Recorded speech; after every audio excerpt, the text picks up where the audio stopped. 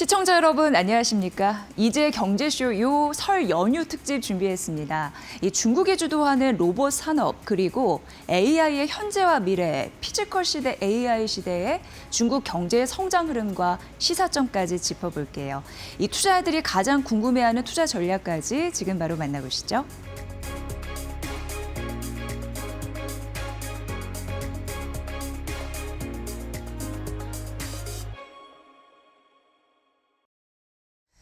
요님들 아마 로봇 산업에 대해서 굉장히 관심 많으실 겁니다. 그래서 오늘은 이지혜 경제쇼 요에서 중국 특집을 마련했습니다. 오늘 이경전 경희대 교수님과 박지민 36KR 코리아 대표 모셨는데요. 인사 나눠볼게요. 어서 오세요. 반갑습니다.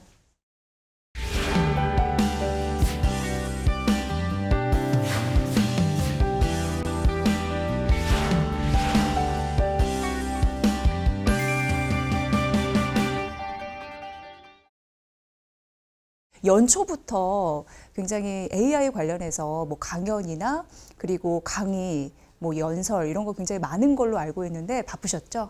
네, 아무래도 새 사업 계획이나 새 어떤 계획을 세우시는 기업들이 많기 때문에 네. 그런 강의들이 많았습니다. 네, 올 한해도 많은 곳에서 교수님을 모시지 않을까 이런 생각을 해보고 오늘 경제쇼 요에 나와주셔서 진심으로 감사드립니다. 감사합니다. 네, 잘 부탁드리고요. 그리고 박지민 대표님 우선 36KR 코리아 대표이시잖아요. 네, 맞습니다. 시청자님들 약간 낯설게 느끼실 수도 있어서 네. 소개를 좀 부탁드릴게요. 네. 저희 36KR 코리아는 나스닥에 상장이 돼 있고 티커는 KRKR입니다. 본사는 중국에 있고 설립은 2010년에 됐고 2019년도에 상장을 했는데 주요 국가는 중국 말고도 싱가포르, 일본 그리고 작년에 한국까지 설립을 했습니다. 간단하게 주요 사업은 이제 FN가이드 같은 이제 플랫폼과 그리고 공유 오피스 그리고 3억 명의 구독자를 갖고 있는 미디어 그 밖에 직접 투자 컨설팅을 하고 있습니다. 네.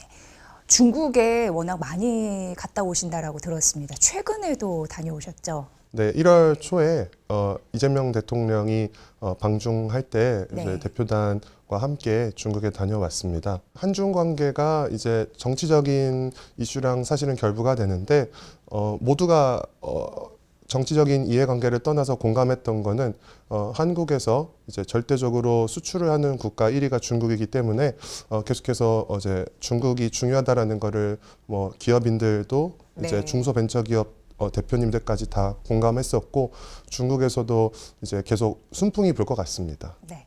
오늘 이 두 분과 중국 로봇 산업에 대해서 인사이트를 좀 얻어볼 건데요.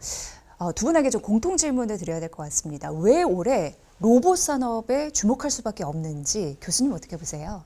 네, 2022년 11월에 챗GPT가 나오고 나서 한 3년이 이제 지나가고 있습니다. 사람들이 이제 생성 AI 혁명을 느끼고 있는데 네. 이제 그 다음이 무엇이냐고 했을 때 재작년부터 이제 에이전틱 AI, 특히 또 작년부터는 젠슨 왕이 이제 물리 AI, 피지컬 AI라고 하기 시작했고 이제 미국에서 흔히 뭐 GPR, 제너럴 퍼포스 로봇 또는 휴머노이드라고 불리는 로봇들이 나타나고 중국에서도 굉장히 많은 로봇들이 갑자기 나타나면서 2025년에 그런 움직임이 있었고요.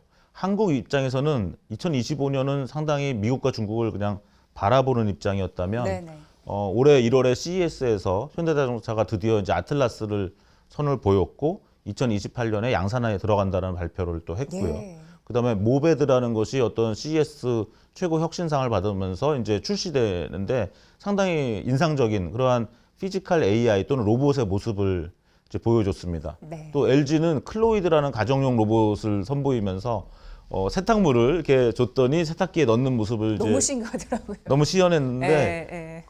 그러면서 제로 레이버 홈, 그러니까 무노동 가정이라는 걸 이제 실현하겠다. 이런 것들이 이제 현대차는 약간 생산 현장에 사용하겠다. 그다음에 뭐 택배나 이러한 어떠한 자율주행 로봇을 선보였다면 이제 LG는 이제 가족용을 또 선보였고요.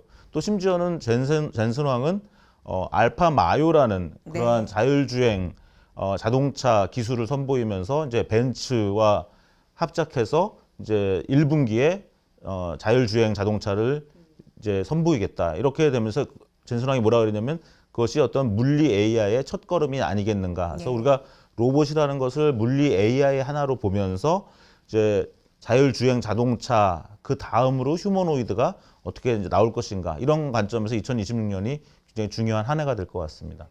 1월 스타트하면서 2026 CES가 굉장히 화제가 됐었는데 교수님 말씀하신 대로 현대차의 아틀라스를 실물로 처음 공개를 했잖아요. 그러니까 환호성이 터져 나왔습니다. 그래서 이제 현대차가 정말 로봇 기업으로 번식한 게 아닌가 이런 생각을 하게 되면서 주가가 당시에도 이제 급등하는 현상이 나타났는데 굉장히 저도 보면서 인상적이었다. 그래서 1월은 반드시 경제쇼에서 로봇을 해야겠다 이런 생각을 했는데 이렇게 나와주셔서 정말 오늘 의미가 깊다라고 보여지고요. 박재민 대표님은 어떻게 보세요? 왜 올해 로봇이 중요한지 많이 느끼실 것 같은데요. 예. 우선은 저는 이제 주로 중국 시장만 보고 있고 중국 산업 기술 기업을 보고 있는데요. 일찍이 2010년 초반대부터 여러분들이 다 아시는 중국 제조 2025라는 프로젝트가 있는데 그게 사실은 목표 시점은 2049년도입니다. 근데 그게 사실은 제조업을 부흥시킨다라는 걸로 보여질 수 있으나 우리가 지금 화두로 갖고 있는 이런 휴머노이드 로봇, 산업용 로봇, 가정용 로봇, 서비스용 로봇이 그때부터 이제 태동이 돼서 지금 막 성과물로 나오고 있습니다. 그래서 우리가 대부분 알고 있는 유명한 이제 춤추는 로봇 중에 유니트리라고 있는데 거기는 아직 프리 IPO 단계고요. 유비테크라던가 다양한 중국의 전 산업 전방위 분야, 군사, 의료, 가정용, 청소용, 그리고 식당용 로봇이 지금 중국은 상용화가 돼 있습니다. 한국은 이제 양산을 하겠다. 내지 이제 개발을 완료해서 시제품을 보여주는 단계인데 중국은 이미 수차례 검증과 테스트를 거쳤기 때문에 아마 여러분들께서 이제 기술이나 산업에 관심이 있는 분들은 아마 중국을 로보틱스를 떼놓고는 이제 어려울 것 같습니다. 그래서 저도 많이 보고 있습니다. 네, 잘 짚어주셨는데 왜 이재명 대통령이 우리나라를 그러니까 취임하자마자 피지컬 AI 3대 강국 아래 들겠다라고 천명을 했습니다. 그런데 피지컬 AI 같은 경우에는 로봇과 자율주행으로 대표되고 올해는 그거를 확실하게 좀 보여주는 해가 아닌가 이런 생각이 들었는데 중국 말씀을 해주셨지만 사실 우리나라의 국제 연구기관이 최근 조사한 바에 의하면 이 로봇과 자율주행은 우리나라보다 중국이 한 발 앞서 있다 이런 연구 결과를 나타냈습니다. 네, 작년 9월, 10월 그때 산업연구원이 이제 발표한 내용인데요. 이제 한국과 중국 비교했을 때 한국은 기술은 좀 중국과 비슷하지만 인프라나 어떤 비용은 중국이 앞서 있다 이렇게 진단을 했는데 저는 사실 기술도 많이 밀려 있다고 생각을 했습니다. 그래서 사실은 올해 CES를 보기 전까지는 한국의 로봇 산업은 유치원생이고 네. 중국은 대학생이다 이렇게 생각을 했었는데 지금은 CES 보고 나니까 조금 안심이 됩니다. 그래서 현재 단계가 올라갔나요? 네, 그래서 한 이제 초등학생 올라갔고 유치원생에서 초등학생으로. 네, 아직 그럼 초등학생과 대학생은 최소 6년의 차이가 있는데 네. 또 한국 잘 따라잡으니까 이제 가야 되는 상황이고요. 지금은 뭐 한국과 중국을 비교할 상황은 아니고 네. 이제 미국과 중국이 어떠냐의 문제인데 이제 특히 휴머노이드나 제너럴 퍼포스 로봇 분야로 이제 한정되면 산업용 로봇은 오히려 일본이 앞서 있다면은 네. 이제 이런 휴머노이드형 로봇은 중국이 또 펀딩 관점에서도 전체 전 세계 총합의 한 3분의 2, 또 기업의 수도 3분의 2, 또 생산 대수도 이제는 중국이 2025년 기준도 한 회사가 뭐 10,000대까지 생산하겠다라는 그런 목표를 가지고 했기 때문에 예. 그런 이미 생산돼서 사용되고 있는 개수도 이제 중국이 미국을 압도하고 있는 그런 상황입니다. 그다음에 또 로봇을 전공한 인재 측면에서도 네. 또 중국이 미국을 압도하고 그래서 사실 생성 AI나 뭐 우리가 얘기하는 초거대 언어 모델 이런 쪽은 미국이 앞서가고 중국이 따라가는 구도지만 지금 휴머노이드 분야는 제가 보기에는 미국보다 중국이 훨씬 앞서 있는 그런 상황으로 판단하고 있습니다. 네. 교수님이 아주 잘 접근을 해주신 게 우리나라와 중국이 아니라 미국과 중국의 차별적인 경쟁력을 제대로 분석해야 된다. 이건 이제 와닿았습니다. 중국이 훨씬 앞서가고 있는 것으로는 좀 자명한 것 같아요. 간단하게 보면 우리가 예전에는 네. 중국은 로봇 팔이나 다리만 잘 만들지 네. 그 우리는 갖다 쓰면 되고 우리는 뇌를 잘 만들면 돼라는 어떤 인식이 강했습니다. 그 얘기는 벌써 중국은 로봇 팔, 다리 같은 그러한 부품 산업, 공급망에 그러니까 로봇 한 대를 생산하는데 90% 이상을 자급자족하고 있다라고 얘기를 하고 있습니다. 근데 이런 팔꿈치나 이런 데 감속기가 정밀 감속기 같은 경우는 일본이 아직 강한 거고요. 액추에이터 같은 네, 거 말씀하시는 네. 거죠? 그리고 그 고급 반도체, 예. 로봇에 들어가는 반도체가 또 아직 미국보다 약하기 때문에 중국은 그런 감속기나 반도체 제외한 것들은 한 90% 이상. 결국 그렇게 공급한다는 얘기는 값싸게 한다는 것이고 요즘 국제적인 공급망 분리 현상이 있는 상황에서 어떤 유사시에 그런 것을 조달할 수 있다. 그래서 가격 경쟁력이 있다. 시간적인 대응력이 있다. 이런 것들이 이제 저희도 제 대학 때 제 기숙사 같은 방 친구들이 다 로봇을 만드는 친구들이었는데요. 정말요? 네, 오. 그러면 주말마다 이 친구들은 청계천에 가서 네. 그 모터를 구합니다. 근데 그 모터는 또 일본에 있는 거죠. 고급 네, 네, 네, 모터는. 네. 그러니까 저희 대학 다닐 때만 해도 그런 뭔가 로봇 하나를 만들려는 시도를 하려면 그것은 그냥 소프트웨어적인 것이 아니라 나사 하나, 그렇죠, 모터 그렇죠. 하나를 다 모아야 하나의 로봇이 되는 것이기 때문에 네. 그런 공급망 관점에서 중국이 또 강점을 갖고 있다. 이제 이런 것들이 가장 큰 이제 차이라고 볼 수 있는데 그런 줄만 알았는데 아시다시피 2025년 2월에 딥시크가 나오면서 네. 중국이 이제 뇌까지 앞서가네? 이렇게 된 거죠. 그래서 지금 미국 실리콘밸리에서 많은 기업들이 중국산 파운데이션 모델을 쓰고 있는 그래요. 실정입니다. 왜냐하면 오픈소스, 미국산 오픈소스는 그렇게 강한 성능이 있는 게 없으니까. 근데 중국은 당분간 미국을 따라잡기 전까지는 우리가 오픈소스로 달리자 해서 오픈소스를 많이 풀어놓은 상황이기 때문에 그럼 이제 뇌까지도 점령하고. 중국이 점점 점령하게 된다. 이렇게 되면 뇌와 팔다리, 근육이 다 같이 있기 때문에 이제 긴장하고 있는 것이죠. 네. 박지민 대표님이 앞서서 중국 기업은 이러이러한 기업이 있습니다라고 소개를 해주셨잖아요. 네. 차별화된 경쟁력, 각각의 기업마다 이런 부분을 눈여겨보셨을 것 같아요. 왜냐하면 요님들은 투자의 관점에서 또 바라보시거든요. 아, 네. 그렇다면 중국의 상장 기업, 네. 그에 따른 차별화된 기술, 이런 부분을 한번 소개해 주시면 감사하겠습니다. 홍콩에 먼저 상장된 기업들은 이제 유비테크라는 이제 대표적인 회사가 있습니다. 심천에 있는데 여기는 이제 서비스 로봇도 만들고 네. 이제 휴머노이드 로봇도 만들고 있습니다. 결국에는 이제 유비테크가 약간 유니트리보단 덜 알려져 있지만 대중에게는 유비테크도 좀 볼만하고요. 그리고 두봇이라 그래서 이제 전반적인 휴머노이드 로봇보다는 스마트 로봇팔을 만드는 회사도 홍콩에 상장이 돼 있고 그리고 긱플러스라는 회사가 있습니다. 거기는 얼마 전에 한국에 잠깐 왔었는데 여기는 물류 자동화 로봇을 만들고 있습니다.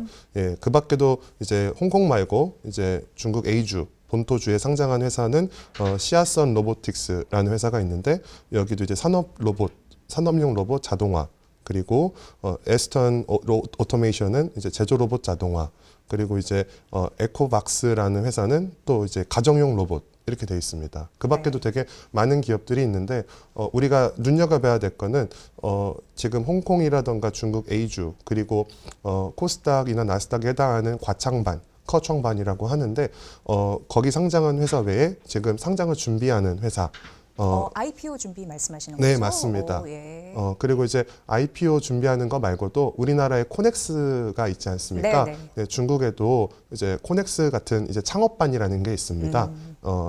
그런 이제 상장한 기업들 혹은 상장 준비하는 기업들을 많이 눈여겨볼 필요가 있다고 보고 있습니다. 네. 다 투자에 어떻게 보면 아이디어 굉장히 중요한 재료이거든요. 여러분 꼭 참고해 보시고요. 작년에 왜 중국 로봇 AI 기업들이 월등히 급등하는 흐름들 여러분 지켜보셨을 것 같아요. 올 한해도 꾸준히 차트 흐름들 분석해 보시면 좋을 것 같습니다. 중국은 사실 어떤 산업이든 간에 제가 봤을 때 그리고 여러분들도 느끼시겠지만 규모의 경제라는 게 따라붙습니다. 돈을 엄청 투자하면은 그게 될 수밖에 없는 동력이 되거든요. 그런데 중국의 힘은 규모의 경제에 있다라고 보여집니다. 그렇다면 로봇 산업 역시 양과 질에서 앞서갈 수 있는 가능성이 굉장히 농후하고 지금도 그런 흐름으로 성과를 내고 있는 거잖아요. 네, 맞습니다. 박지민 대표님 보시기에 어떻게 느끼시는지 중국 본토에 가보면 워낙 뭐 자율주행이나 뭐 로봇 이런 부분 많이 시연될 것 같다라는 생각 들거든요. 예.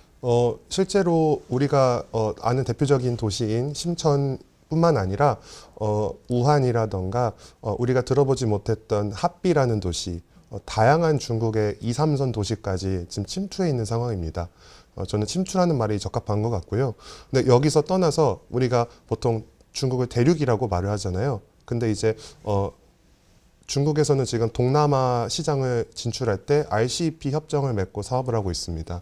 그래서 우리가 기존에 언론에서 접했던 1대1로 국가, 그리고 RCEP에 해당하는 국가들에서 계속해서 로봇 서비스를 제공하고, 그리고 거기에서 그 로봇을 계속해서 교육하고, 그리고 유지 보수할 수 있는 인력들을 계속해서 이제 배출해내고 있습니다. 결국에는 익숙해질 수밖에 없는 구조거든요. 그래서 이제 그게 첫 번째고, 두 번째는 뭐가 있냐면은 중국은 딱 3단계로 합니다. 기술을 개발해서 이제 상용화를 하면은 바로 정부에서 그거를 갖다가 시범으로 구입을 합니다. 조달 형태로. 그래서 이제 자국 내 기업이 기술 자립을 통해서 만들어졌을 경우에 그걸 우선 구매하는 목록이 있는데, 마치 혁신의료 약품 혹은 혁신의료 기계처럼 중국도 혁신 로보틱스가 이제 다방면에서 계속해서 군사, 교육 혹은 식당, 관공서에서 계속 납품을 하고 있습니다. 그래서 항상 이제 정부가 이제 나서서 모태펀드로 출자해서 투자도 하지만 끝단에서는 구매까지 들어가기 때문에 이제 이 제품들이 아직 뭔가 완성적이진 않더라도 이게 지금 상용화되고 있고, 지금의 이제 중국에서 로보틱스 단계는 아까 이경정 교수님께서도 언급을 해주셨지만, 저는 이제 대학생을 넘어서고 있다고 보고 있는 게 윤리 규제까지 지금 건드리고 있습니다. 우리나라는 이제 시제품이 나와서 네. 이제 선보이고 있으나, 이 각각의 영역에서의 로봇들이 이제 어떤 이제 따나오라고 하는 대뇌, 그러니까 브레인으로 이제 어떻게 사업을 했었을 때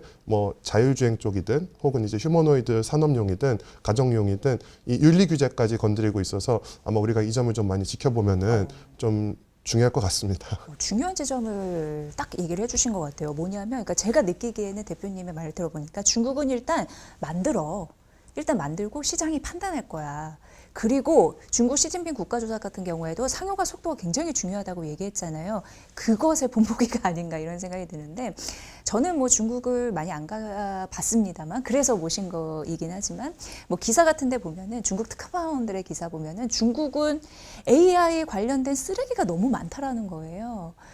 그러니까 그 얘기인즉슨 많이 시도하고 버려지는 것도 많고, 그런 제가 느낌을 받았거든요. 예, 그게 이제 단순하게 제품이 이렇게 아까 말씀하신 표현 중에 AI 쓰레기라는 표현이 어떻게 비춰질지 모르겠으나, 네. 결국에는 중국의 특수성 중에 하나가 기업의 형태가 국유기업과 국영기업이라는 게 존재합니다.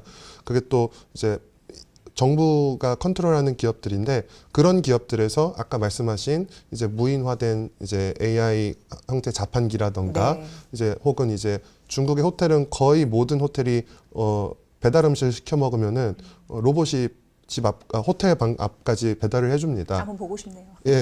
근데 그게 브랜드가 다 달라요. 예. 통일된 브랜드를 네. 다 사지 않고, 이제 제가 느끼기에는 마치 삼국지처럼 이제 어떤 지역, 동북 지역은 네. 어떤 브랜드, 화북 지역은 어떤 브랜드. 그래서 이제 그런 브랜드들에 대한 분배도 분명히 중앙에서 이제 컨트롤하지 않을까. 근데 그에 따라서 사실은 찍어내는, 양산하는, 네. 약간 기술은 떨어지고 이제 좀 정교함이 떨어질 수 있으나 그런 제품들은 아마 많이 있을 거고, 제품뿐만 아니라 사실은 기업들도 지금은 중국에서 저희가 업스트림, 다운스트림을 봤을 때 한 14만 개 정도의 AI 관련 직간접적인 기업이 있다고 보는데, 사실은 유령 기업들도 굉장히 많습니다. 네. 왜냐면은 정부 사업이 그만큼 마중물이 많은 것처럼 또 법인은 있지만 또 실제로 활성화가 안 돼 있는, 그것도 하나의 좀 약간 부정적인 면이라고 또 볼 수 있을 것 같습니다. 네. 교수님 보기에는 어떠세요? 중국은 상용화 속도가 굉장히 빠르잖아요. 그 본질은 뭐라고 보십니까? 일단 중국은 아무래도 국가가 많은 것들을 갖고 있기 때문에 처음에 국가가 많은 지원을 합니다. 그래서 처음엔 로봇 기업들을 많이 이제 일으켰고 거기서 지금 벌써 이제 거르는 단계라고 얘기를 하고 있습니다. 작년 4월에 이제 로봇 마라톤 대회가 열린다서 제가 깜짝 놀라서 이제 북경에 실제로 갔었거든요. 가셨어요? 네, 이장지구에서 오. 로봇 마라톤 대회를 했는데 네. 해프 마라톤이었습니다. 그러니까 한 20km 정도 뛰는 거죠. 6개 로봇이 이제 완주했고요. 그중에 아마 제가 기억하기로 한 회사께 2개가 있었기 때문에 5개 회사의 로봇이 완주했을 겁니다. 몇 개의 기업이 참가를 한 한 거예요? 수십 개 정도 나왔습니다. 예. 근데 창피한 얘기지만 한국 기업은 아마 없었어요?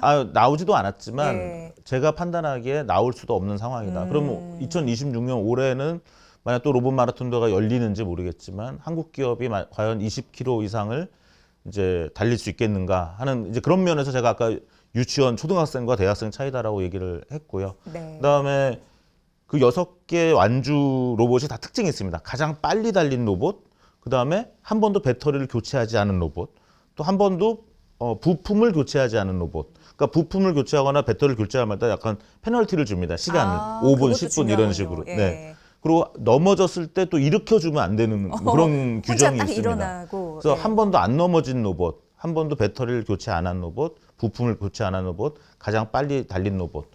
그다음 8월에는 또 로봇 올림픽이 열렸지 않았습니까? 네, 네. 예, 북경에서 또 그래서 이제 그냥 달리기만 한 게 아니라 뭐 권투도 하고 축구도 하고 네. 이제 여러 가지 종목을 했던 거죠. 그런 것이 좀 저는 중국이 혹시 이런 걸 군사용에 쓰지 않을까도 좀 걱정을 했는데 이미 베트남과의 국경지대에 이제 유비테크의 로봇이 설치돼서 검문도 수행하고 컨테이너 검사도 수행하고 그럼 24시간 로봇이 있는 겁니다. 산업 현장에 곳곳에 투입돼서 이미 그러면 열일을 하고 있네요. 국가가 일단은 수요자가 돼서 예. 수요 주체가 돼서 사주는 거죠. 이게 한 500억 정도의 그 이제 매출을 일으켜 줬다고 하더라고요. 그다음에 러시아와의 국경에는 아예 로봇개가 총을 이제 장착하고 네. 순찰하는 그러한 어떠한 테스트를 했다는 거죠. 왜냐하면 이제 산악 지형 같은 경우는 사람이 다 그걸 순찰하는 게 이제 고통스러우니까 그다음에 뭐 방사능도 체크하고 그러니까 사람 군인에게 시키기 어려운 일을 이제 이렇게 국경 지역에서 벌써 테스트를 하고 있는 것이죠. 이제 그런 면에서는 중국은 여러 가지 다목적으로 그래서 우리가 뭐 이율곡의 10만 양병성 얘기했던 네, 것처럼 네. 우리나라도 이런 로봇 예비군을 만든다는 심정으로 준비를 해야 된다고 생각하고 있습니다. 네. 돌이켜 보면은 작년에 그 미국 쪽에서 트럼프 대통령이 젠슨 황 엔비디아 CEO 관련한 이슈인데 AI 반도체 칩을 중국에 수출하지 말라라고 해서 한때 그 충돌이 있었습니다. 그러다가 다시 수출을 하라 뭐 이렇게 번복하기는 했습니다만 그때 젠슨 황 엔비디아 CEO가 그러면 안 된다. 중국의 자립 속도를 훨씬 빠르게 해서 우리가 못 따라갈 수도 있다라는 리스크를 얘기를 했잖아요. 그런 거와 같이 중국은 이미 그런 쪽에서 스스로 일어나려고 하는 힘이 굉장히 강한 것 같습니다. 어떻게 보시나요? 국산화도 뭐 하드웨어 쪽에서는 90% 하자라고 이미 얘기를 인력이 로봇 관련 인력이나 AI 제가 뭐 다니는 AI 관련 국제학회를 가보면 네. 일단 중국 이름의 저자가 있는 논문이 한 60% 이상일 겁니다. 그다음에 그 중에서 진짜 국적이 중국인 사람이 한 40%. 그러니까 사실은 전 세계 AI 논문의 60% 이상이 일단 차이니스 이름을 갖고 있는 사람이 쓰고 있거든요. 네. 그런 상황에서 만약 기술 규제가 일어나면 독립이 더 빨라질 가능성이 있죠. 그래서 그건 현명하지 못한 정책일 가능성이 크다. 지금 그 엔비디아 같은 경우는 코스모스라는 로봇 개발 플랫폼을 중국의 로봇 회사들이 또 쓰고 있습니다. 네. 또 한국의 현대자동차나 또 한국의 로봇 기업들도 사용할 수 있는 것이고요. 그런 면에서는 사실은 그런 열린 생태계 안에서 중국이 들어오게 하는 것이 더 안전한 방법이다 이렇게 저는 보고 있습니다. 네, 그래서 오픈 소스 이런 부분도 많이 사용하게 하는 것도 굉장히 중요한 또 전략이겠네요. 교수님 보시기에는 중국의 그 로봇 관련한 산업 정책들 어떻다고 평가하세요? 일단 밀어주는 거에서는 1등이 아닐까라는 생각을 해보게 되는데요. 제가 네. 그 작년에 저희 한국공학한림원에서 중국 굴기 대응에 관련된 이제 꼭 로봇뿐만 아니라 AI라든가 바이오라든가 또 뭐 배터리라든가 이런 분야 그때 박지민 대표님도 자문을 해주셨었는데 네.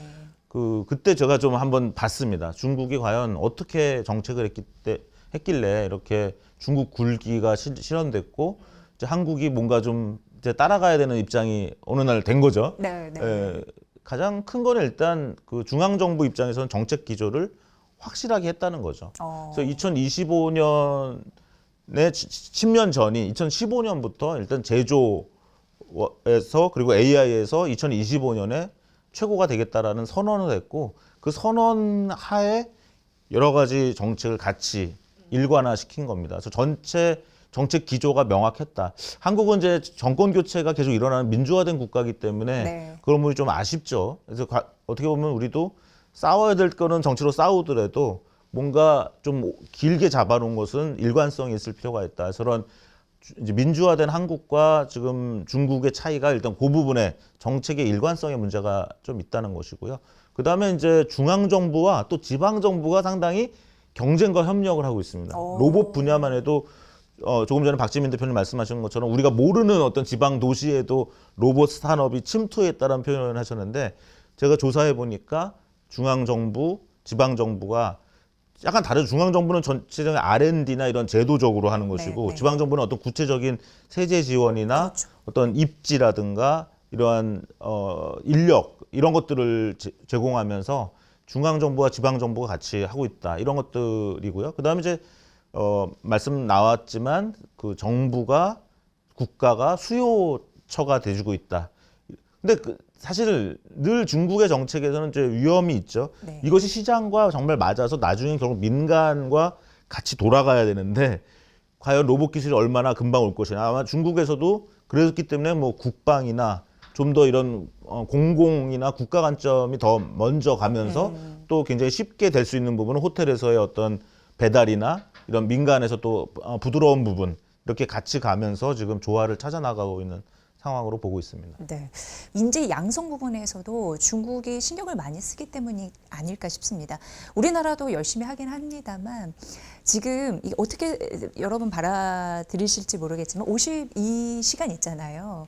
주 52시간제 이런 부분에 대해서 중국은 그렇지 않다라고 들었습니다.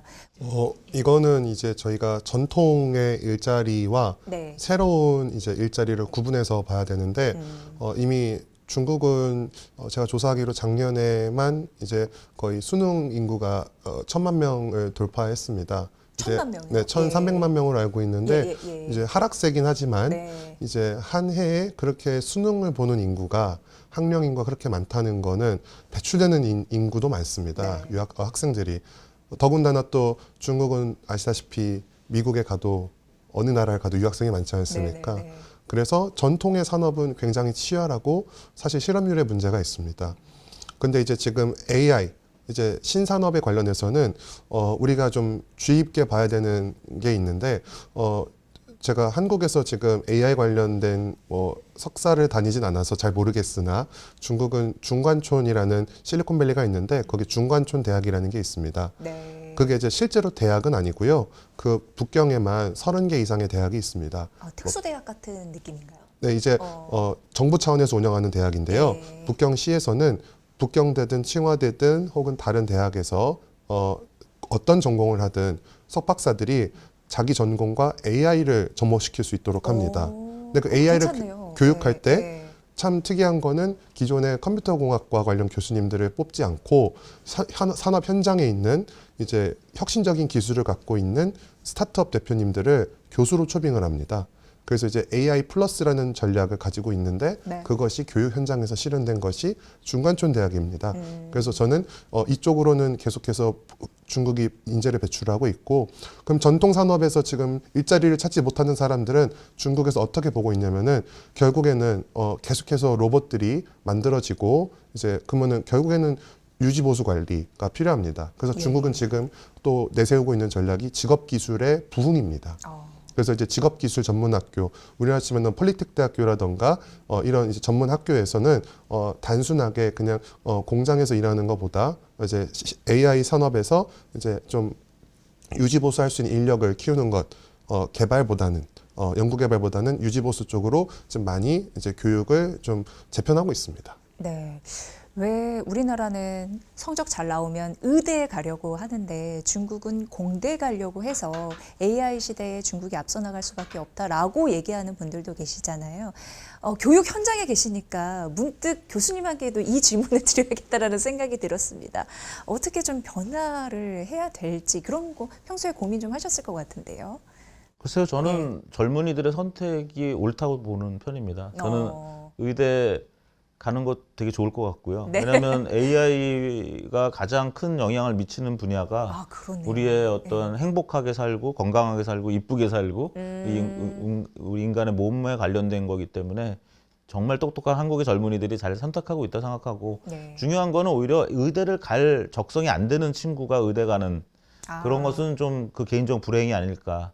그리고 지금도 사실은 이미 공대를 가겠다는 친구들은 공대를 가고 있습니다. 상당히 언론이나 이런 데서 많이 좀 그 과장되어 있는 것이 많이 있고요. 네. 또 AI가 대중화되면 오히려 요즘 뭐 철학과가 더 인기라고 하는 것처럼 기술은 AI를 사용하면 되고 각 분야에서 그 AI를 활용해서 새로운 가치를 창출하기 때문에 꼭 공학을 해야 되느냐라는 것은 그냥 각자가 자기 인생을 선택하는 데서 있어야 된다고 보고 있고요. 네. 로봇 산업과 관련된다면 한국은 아무래도 인구가 작은 나라입니다. 그래서 아까 말씀하신 52시간제, 그러니까 중국이나 실리콘밸리는 첨단 산업에서 996을 일을 하고 있는 것이 현실입니다. 네.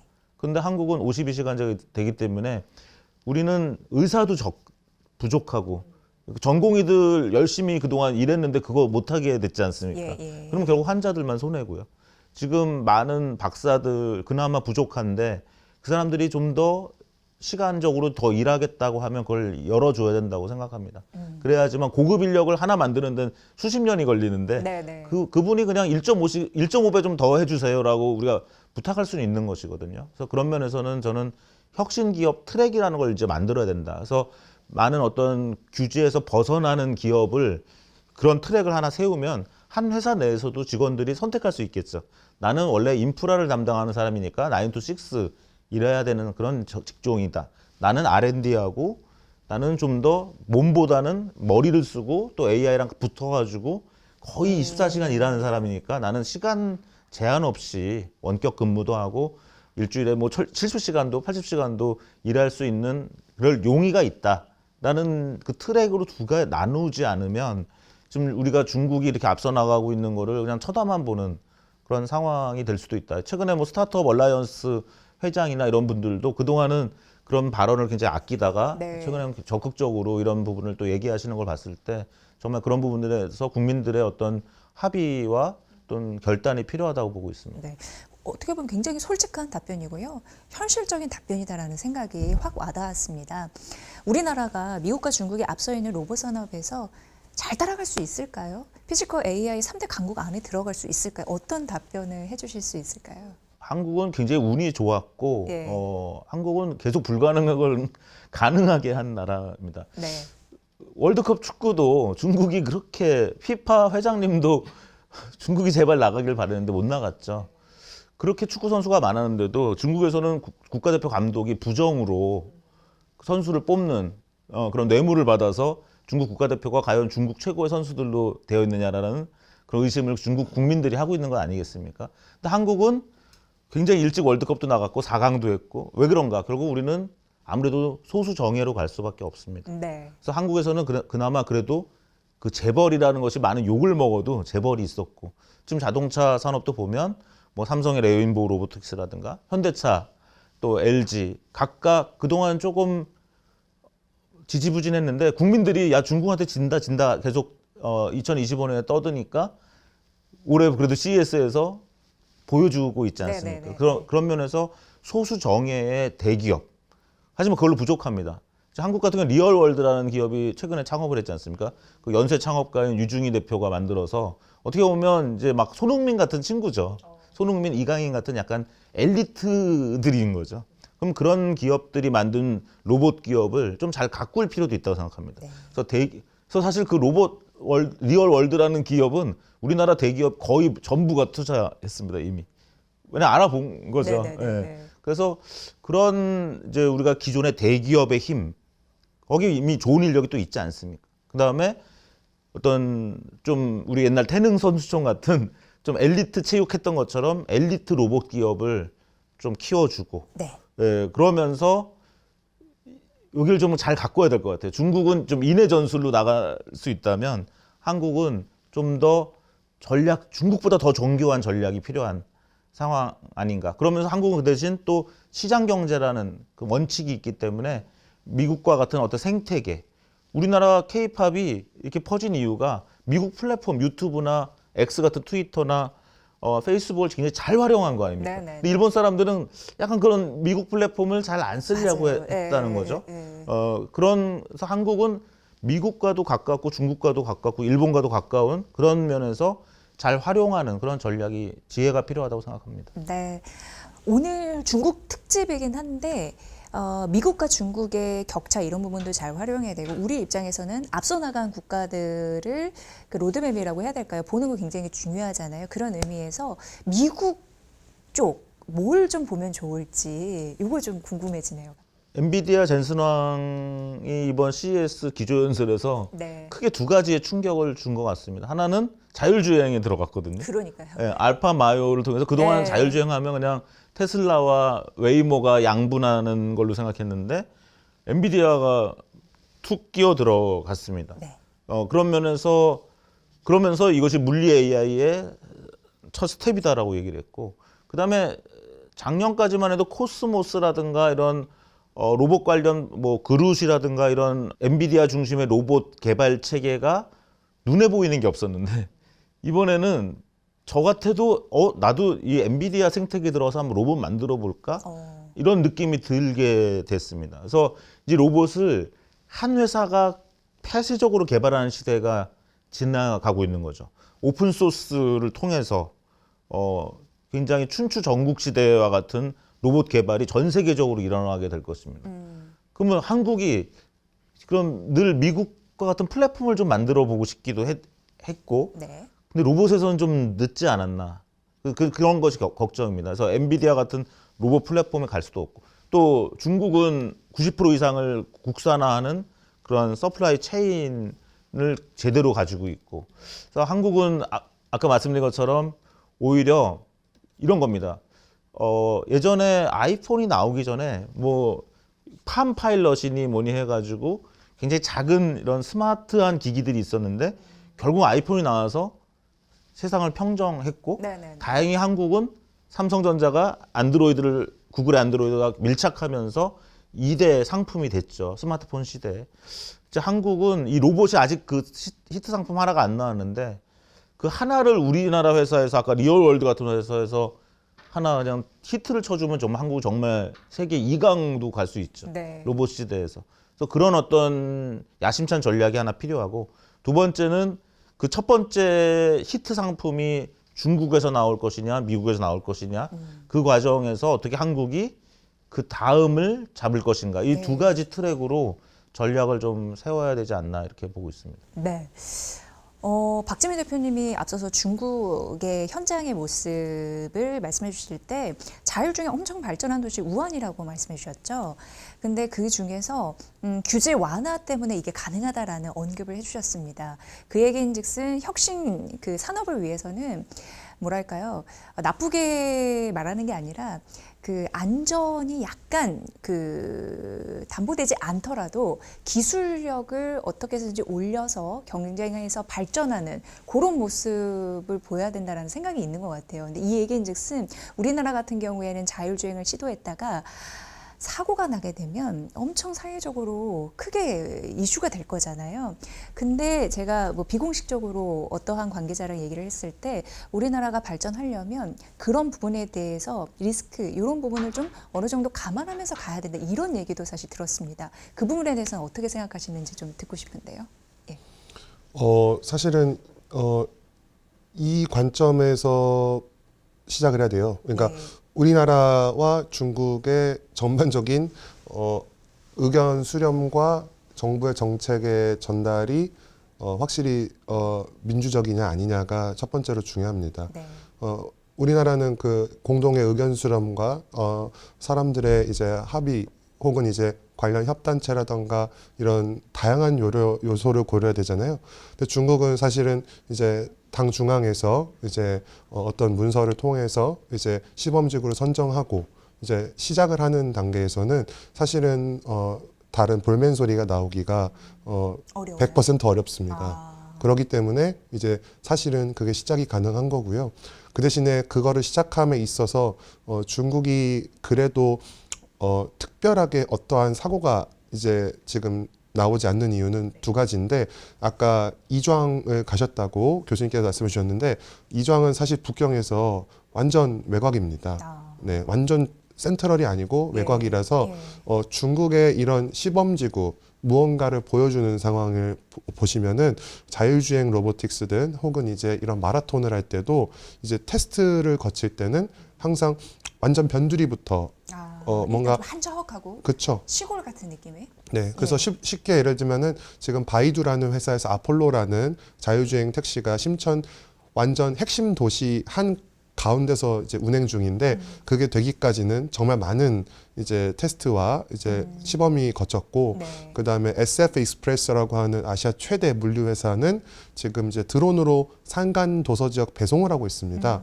근데 이제 그것도 다 이제 태풍이 불 때도 테스트해보고 그다음에 폭우가 내릴 때도 다양한 테스트를 통해서 그래도 사고가 날 수도 있겠으나 그거에 대해서는 이제 정부가 다른 국가라던가 자체적으로 이제 중국 정부가 자체적으로 정하는 기준.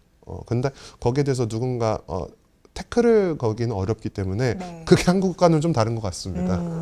이런 부분 더해서 교수님은 어떻게 생각하세요? 앞으로 한국 로봇 산업이 발전하기 위해서 한국 정책적인 부분에서도 뭔가 밀어주는 부분이 필요할 텐데 평소에 어떤 생각 갖고 계셨나요? 한국이 지금 네. 월드 베스트 LLM 사업 네. 그 5개 AI를 만드는 회사를 처음에 선정하고 2개로 줄이겠다 이런 거에서 많은 이야기들이 논의가 되고 있는데 비슷한 것이 필요한 것 같습니다. 한국은 정부 주도로 가더라도 좀 공정하고 경쟁이 있고 투명하게 가야 된다고 생각하고 네. 그랬을 때 더 힘을 좀 잘 내는 그런 성향이 있는 것 같아요. 그래서 정부가 그러한 R&D에서 뭔가 투자를 하지만 그것들 다 모든 국민이 지켜볼 수 있는 네. 그런 관점에서 경연대회처럼 가는 형태가 좀 필요할 것 같고요. 또 한국은 지금 이제 중국과의 경쟁에 완전히 직면해 있습니다.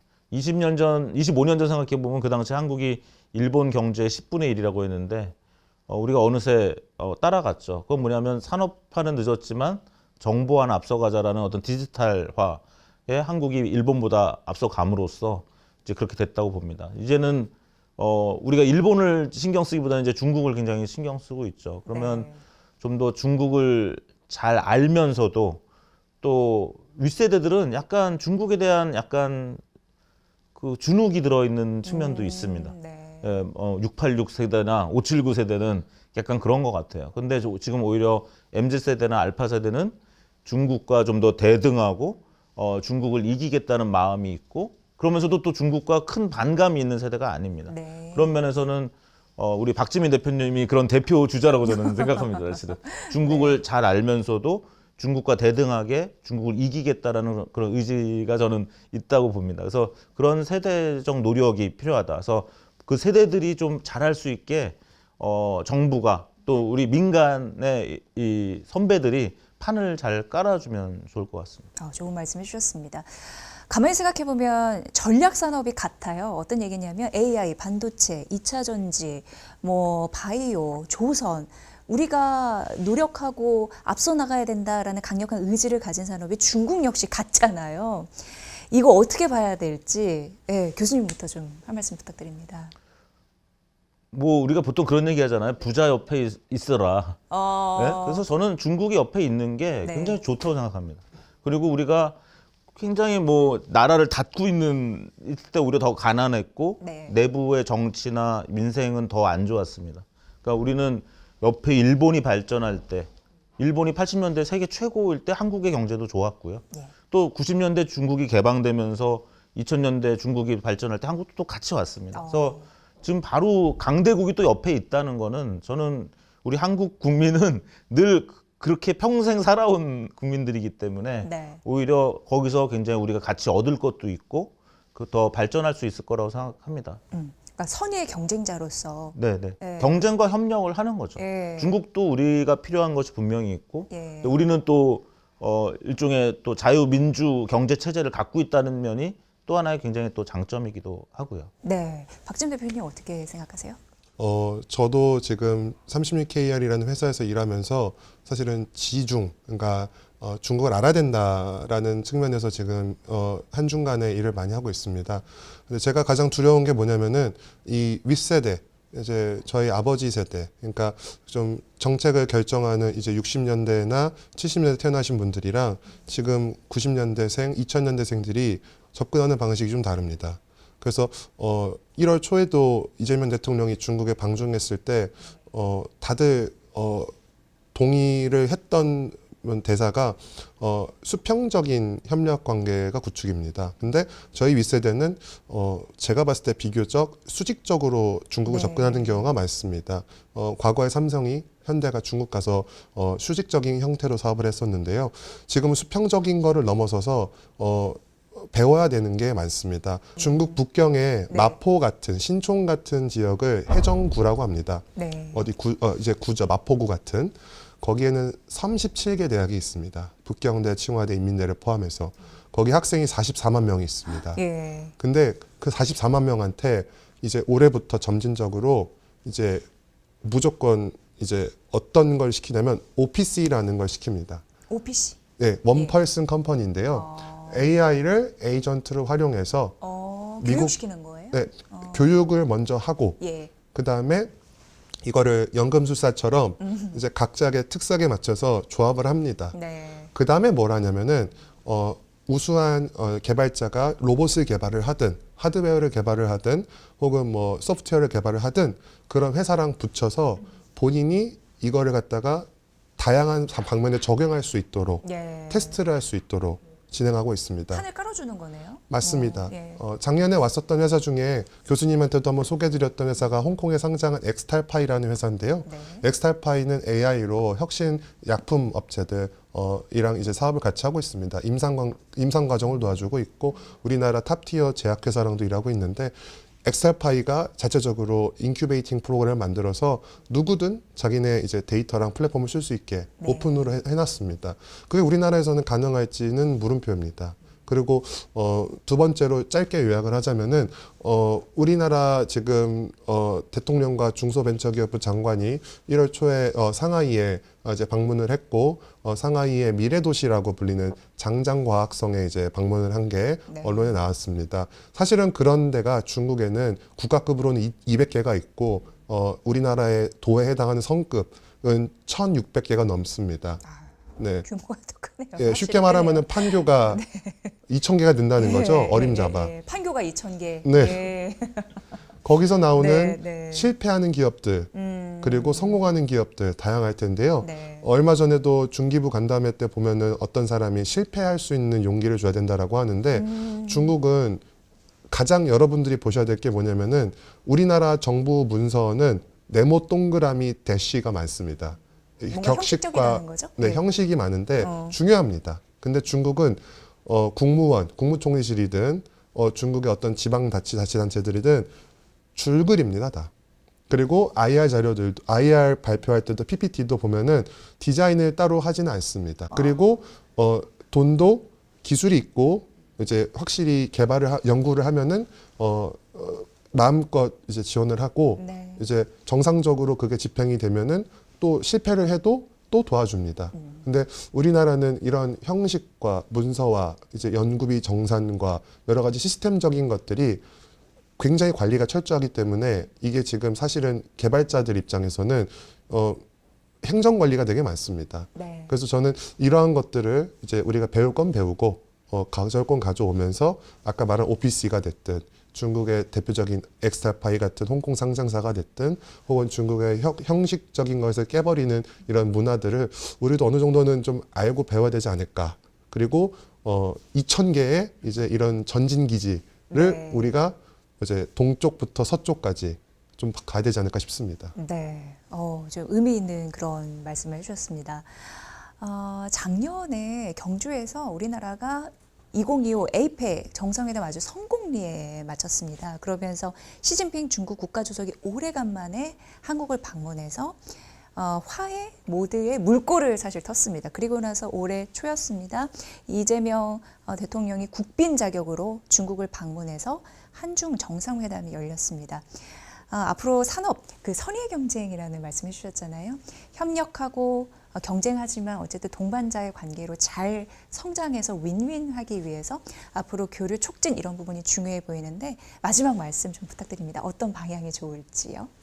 에이펙이 성공적으로 개최가 됐고 한중간에 지금 다방면에 이제 10개 이상의 MOU를 체결해서 부처별로 지금 순환이 되는 것 같으나 가장 큰 문제가 하나 존재하고 있습니다. 네, 뭘까요? 그거는 저도 한국인으로서 아쉬운 부분인데요. 우리나라는 이제 민주적이기 때문에 대통령이 계속 선거를 통해서 바뀌지만 중국은 박근혜 대통령 때도 윤석열 대통령 때도 지금 이제 뭐 문재인 대통령, 이재명 대통령까지 계속해서 시진핑 주석이 그 팀을 이끌고 부처들을 수장들이 이끌고 대응을 하고 있습니다. 그래서 5년 뒤, 4년 뒤에 이제 이재명 대통령의 임기가 끝났을 때도 과연 우리가 적절하게 대응을 할 수 있을지. 네. 그게 첫 번째 이슈고요. 두 번째는 아무리 한중 간의 경제 협력이 일어나더라도 지금 현장에서는 가장 큰 문제가 뭐냐면은 마땅한 인력이 없다라는 겁니다. 그 인력은 기술 베이스도 중요하지만 중국 현장에서 일을 해본 중국 기업에서 일을 해본 사람들이 부족해서 대중견 기업부터 중소기업까지 이 인력에 대한 중국을 잘 아는 사람, 언어의 문제가 아니거든요. 네. 그 두 번째가 문제고요. 세 번째는 뭐냐면은 아무리 AI가 이제 발전하고 또 우리가 뭐 딥시크나 챗GPT 같은 이제 LMM이 발달하더라도 가장 얻기 어려운 게 저는 결국에는 아까 철학을 말씀해 주셨지만 휴먼 리소스가 중요하다고 생각합니다. 네. 뭐 예를 들어서 우리가 챗GPT나 딥시크나 또우바오나 다양한 플랫폼에서 나에게 알리바바 마윈의 연락처를 알려줘 하면은 개인정보로 다 블락이 됩니다. 예. 그러니까 결국에는 다시 돌아와서 의사결정권자와 어떻게 컨택하고 신뢰를 쌓고 우리가 아무리 좋은 피지컬 AI의 어떠한 제품을 만들어도 그거를 판매를 할 수 있어야 되는 루트가 있어야 되는데 그거를 갖다가 건설하려면 그 관계를 만들려고 하면은 아마 굉장히 적지 않은 시간을 기업들이 이제 인력이라던가 세일즈에 투입을 해야 될 겁니다. 네. 그래서 다시 돌아와서 제가 다소 기업이라던가 경제 쪽, 협력 쪽으로 조금 치우쳐서 말씀을 드렸지만 좀 많이 알아야 됩니다. 그리고 이제 좀 준비를 많이 해야 되는 게 중요하고 올해죠. 올해 심천에서 에이펙이 열리는데 에이펙에 가서 단순하게 직전 이제 국가에 경주에서 했다는 걸로만 참석하기보다는 심천에서 또 하이테크 페어라는 게 열립니다. 네.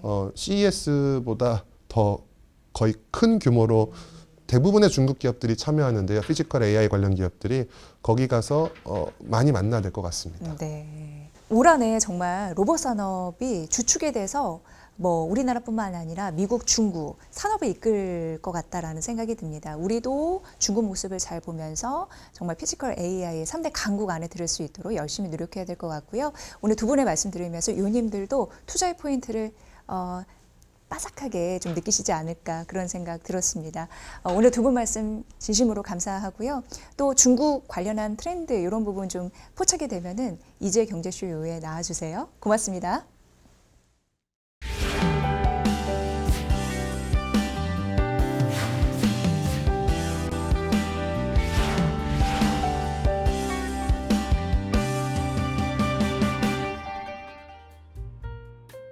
글로벌 투자 트렌드를 알기 위해서는 중국 기술 그리고 산업 그리고 정책을 함께 공부해 봤으면 좋겠습니다. 함께 공부해 봐요. 네, 중국과 같이 협력하고 같이 경쟁해요.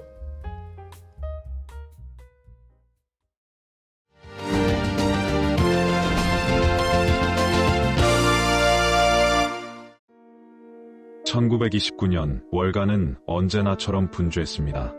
티커 기계가 쉬지 않고 가격을 인쇄하고 트레이더들은 기록하며 주문을 외쳤습니다. 가격은 오르고 기록은 쌓였으며 시장은 스스로 모든 것을 조정하고 있다고 믿어졌습니다. 주가는 성장의 신호였고 그 숫자들은 곧 번영의 약속처럼 보였습니다. 누구도 이 질서가 멈출 수 있다고는 생각하지 않았습니다. 시장은 항상 스스로 균형을 찾는다고 사람들은 그렇게 믿고 있었습니다. 그날도 겉보기엔 평범한 하루였습니다. 그러나 그 평범함은 아주 짧은 순간에 깨졌습니다. 갑자기 티커 기계가 밀리기 시작했습니다. 종이는 끊기고 가격은 종이보다 더 빠르게 떨어졌습니다. 트레이더들은 숫자를 적는 속도를 높였지만 곧 그것조차 의미를 잃었습니다. 가격은 순식간에 급락했고 어제의 최고가는 더 이상 기준이 되지 않았습니다. 매도 주문이 쏟아졌고 시장은 스스로를 지탱하지 못했습니다. 균형을 찾을 것이라 믿었던 시장은 그 순간 완전히 붕괴되었습니다. 월가에서 시작된 붕괴는 곧 사람들의 일상으로 번져갔습니다. 사람들은 불안에 이끌리듯 은행으로 몰려갔고 창고 앞에는 긴 줄이 이어졌습니다. 예금은 한꺼번에 빠져나가기 시작했고 은행들은 그 속도를 감당하지 못했습니다. 신뢰는 순식간에 무너졌습니다. 은행의 붕괴는 곧 기업으로 이어졌습니다. 공장은 문을 닫았고 노동자들은 아무런 예고 없이 일자리를 잃었습니다. 어제까지 일하던 사람들이 오늘은 거리로 나앉았습니다. 거리에는 일자리를 잃은 사람들이 넘쳐났습니다. 경제의 위기는 이제 분명히 사람들의 삶이었습니다.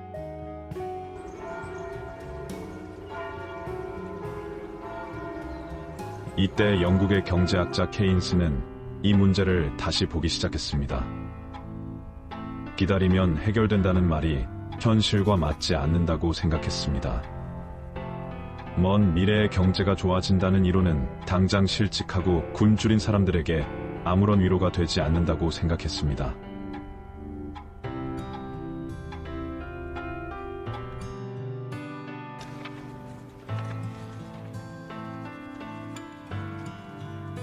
시장은 잠시 후에 회복될 것입니다. 그렇습니다.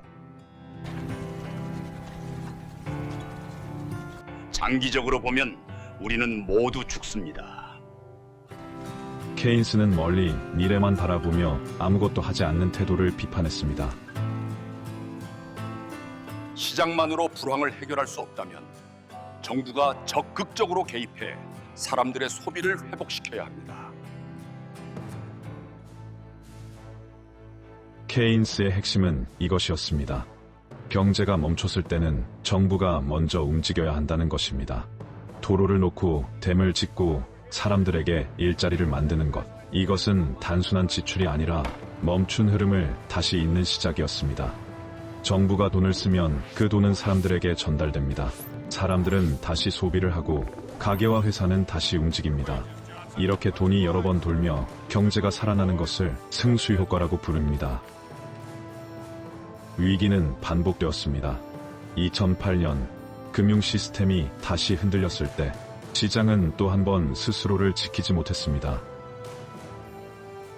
2020년 팬데믹은 경제의 흐름 자체를 멈춰 세웠습니다. 그때마다 선택의 순간이 있었습니다. 기다릴 것인가 아니면 먼저 움직일 것인가. 각국은 개입을 선택했습니다. 케인스의 이론은 위기를 없애지는 못했지만 사람들의 삶이 무너지는 속도를 늦추는 선택이었습니다. 균형을 믿기보다 현재를 살리는 것, 그것이 케인스가 남긴 원칙이었습니다. 케인스가 남긴 질문은 지금도 같습니다. 우리는 기다릴 것인가 아니면 지금 움직일 것인가. 경제학은 숫자를 다루지만 정말 중요한 것은 그 숫자 뒤에 있는 사람들의 삶입니다. 정부의 역할은 경제가 다시 움직이도록 불씨를 지피는 것입니다.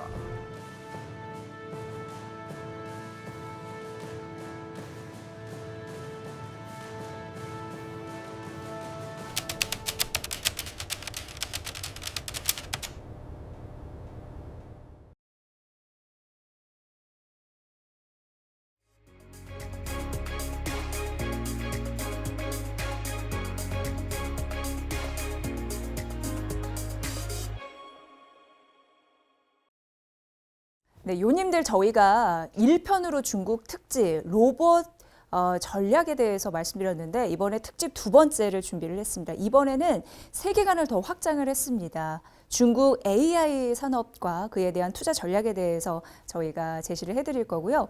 오늘 인사이트를 주실 분은 백서인 한양대 교수님과 1편에 나오셨던 분이에요. 박지민 36KR 한국 공동대표 모셨습니다. 어서 오세요.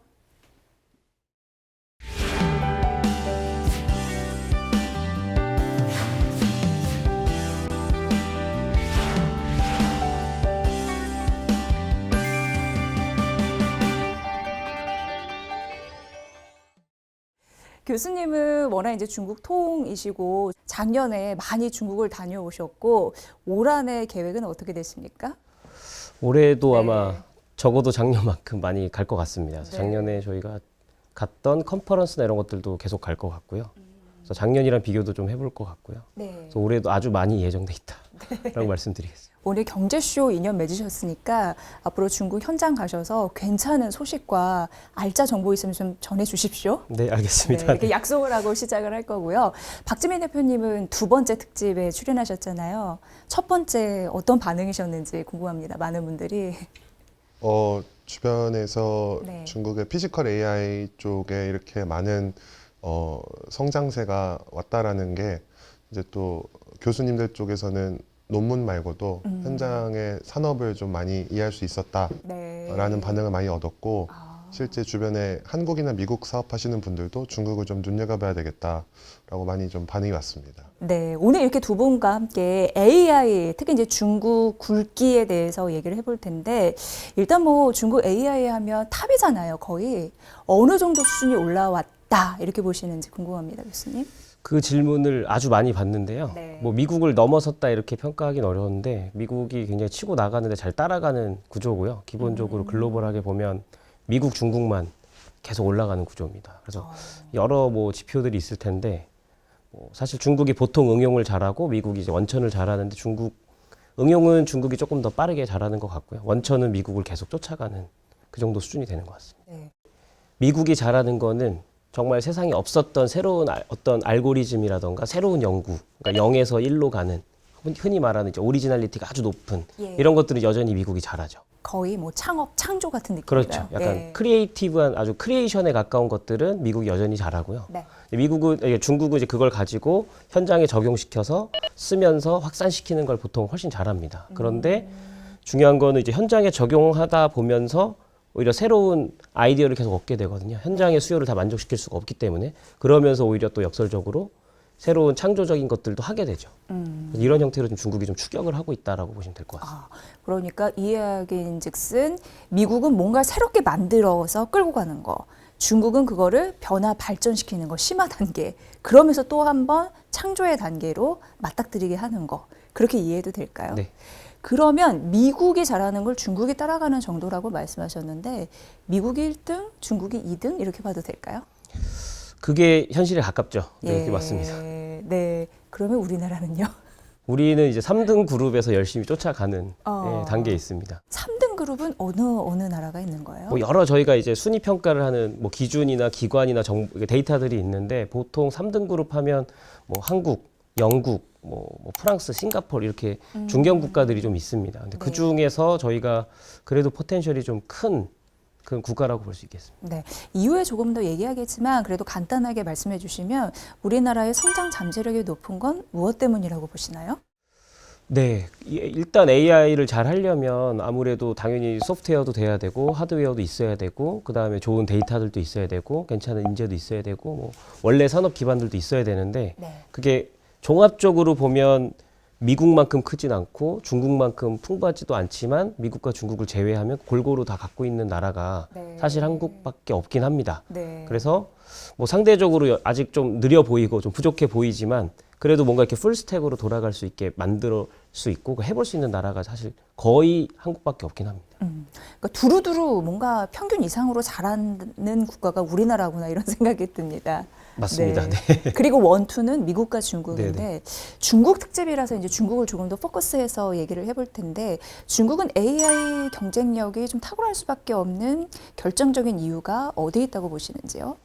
일단 아무래도 데이터 얘기가 가장 많이 나올 것 같고요. 데이터. 워낙 많기도 네. 한데 사실은 그 많은 것도 많은데 깊이가 좀 다릅니다. 그러니까 개개인들이 쓰는 돈이라던가 그다음 소비 습관, 뭐 모든 사실 의료 데이터라던가 이런 것들이 워낙 많이 축적이 돼 있고 그다음 연결이 다 돼 있으니까 사실 AI랑 너무 궁합이 잘 맞는 게 하나 있고요. 그다음에 사실은 이게 잘 쓰이려면 결국 규제나 제도적으로 지원해 줘야 되는데 국가 차원에서 그걸 규제를 완화해 준다거나 그다음 지원해 준다거나 이 성장 중심적으로 그걸 만드는 그런 역할들을 굉장히 잘했다 이렇게 볼 수 있겠습니다. 네, 그러니까 백서영 교수님께서는 중국의 AI 경쟁력이 탁월할 수밖에 없는 이유가 첫 번째는 데이터가 많고 그걸 활용할 수 있는 여력, 그리고 두 번째는 정부가 밀어주고 있다라는 힘, 거기에서 찾으셨네요.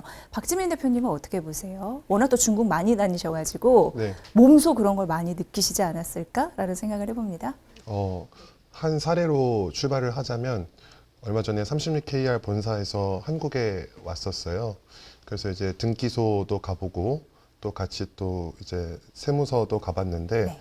우리나라는 그 업무마다 그런 게 다 나눠져 있습니다. 근데 중국은 그 위챗이라는 데 미니 프로그램으로 원스톱으로 온라인 현장 창구가 개설이 돼 있는데 네. 그런 행정적인 절차가 간소화된 것과 데이터가 쌓이는 것과 더불어서 또 두 번째로는 중국의 제일 큰 물류 유통 이제 도시가 린이라는 도시가 있습니다. 린이. 린이? 네, 산동성에 있는 네. 린이라는 네. 도시인데요. 거기에서 북경에 보내는 택배 네. 비용이 예. 북경 근교에서 보내는 것보다 더 싸다라고 알려져 있습니다. 아, 그래서 뭔가 실제로- 원활하게 소통하고 교류할 수 있군요. 맞습니다. 오. 그래서 리니에서 계속해서 주장하는 것이 뭐가 있냐면 물류 관련된 혹은 이제 뭐 스마트 팩토리 관련된 이제 공정 관련된 그런 자동화 로봇들을 먼저 정부가 도입하고 예. 문제가 생겼을 때 개선하는 구조로 가는 게 미니 시인민정부에서 그런 북경 상해 심천에 있는 기업들의 기술을 먼저 도입하는 게 있고요. 근데 그 점이 우리나라랑 좀 다른 것 같습니다. 우리나라는 계속해서 뭐 타당성 조사부터 기술 검증부터 진행하고 나서 도입을 하는 게 있는데 그거와 반대다.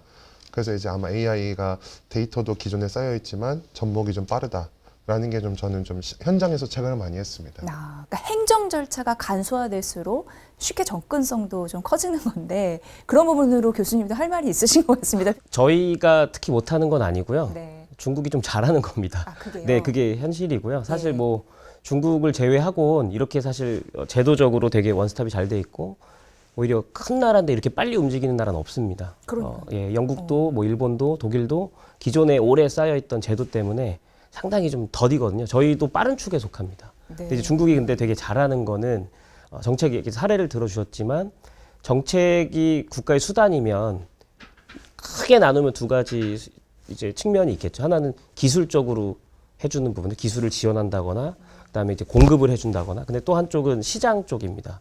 그러니까 새로운 스타트업들이 만들어준 서비스를 국가가 소비를 해주는 거거든요. 그러니까 구매자이자 공급자가 돼야 되는데 중국이 이 두 수단을 되게 잘 씁니다. 그래서 때로는 미래 기술 이런 거 개발할 때 연구비를 굉장히 집중적으로 지원을 해주고 네. 그런 기술이 태어났을 때는 정부가 큰 돈을 써서 구매를 해주죠. 그러면 이제 정부에서 먼저 써보고 큰 시장에서 적용이 되니까 타당성이 검증이 되고 그 다음에 이제 우리 생활로 오기도 하고 수출도 하게 되고요. 그러니까 요게 굉장히 이 사이클이 네. 정부가 굉장히 스마트하게 잘합니다. 빠르게. 언제부터 그런 흐름이 시작이 됐나요? 제 개인적으로는 한 15년, 15년? 2010년 때부터 그런 게 좀 많아졌던 것 같습니다. 그래요? 네, 네. 꽤 예전부터 그렇게 국가 전략 산업으로 시작을 한 거인 거네요. 그 전에도 있었는데요. 네. 그 전에는 사실 중국도 잘 못했습니다. 잘 네. 못했는데 저희가 이제 역사적으로 돌이켜 보면 2001년에 중국도 WTO를 가입했고, 그다음 2010년도쯤 되면서부터는 이제 단순한 기술이나 개발뿐만이 아니라 창업 그리고 혁신가 키우는 그 정책들을 2010년대 초반부터 좀 했고요. 그 이후부터는 이제 사실은 전성기였죠. 코로나 직전까지는. 네. 그래서 지금 중국이 왜 이렇게 AI 뭐 잘하냐 이렇게 놀랍다 얘기하시지만 사실은 박 대표님도 잘 아시겠지만 이미 코로나 전에 르네상스가 이미 있었습니다. 네. 그때 이미 2017년 이럴 때 이미 지금 하는 거 이상으로 더 잘 갖춰졌었거든요.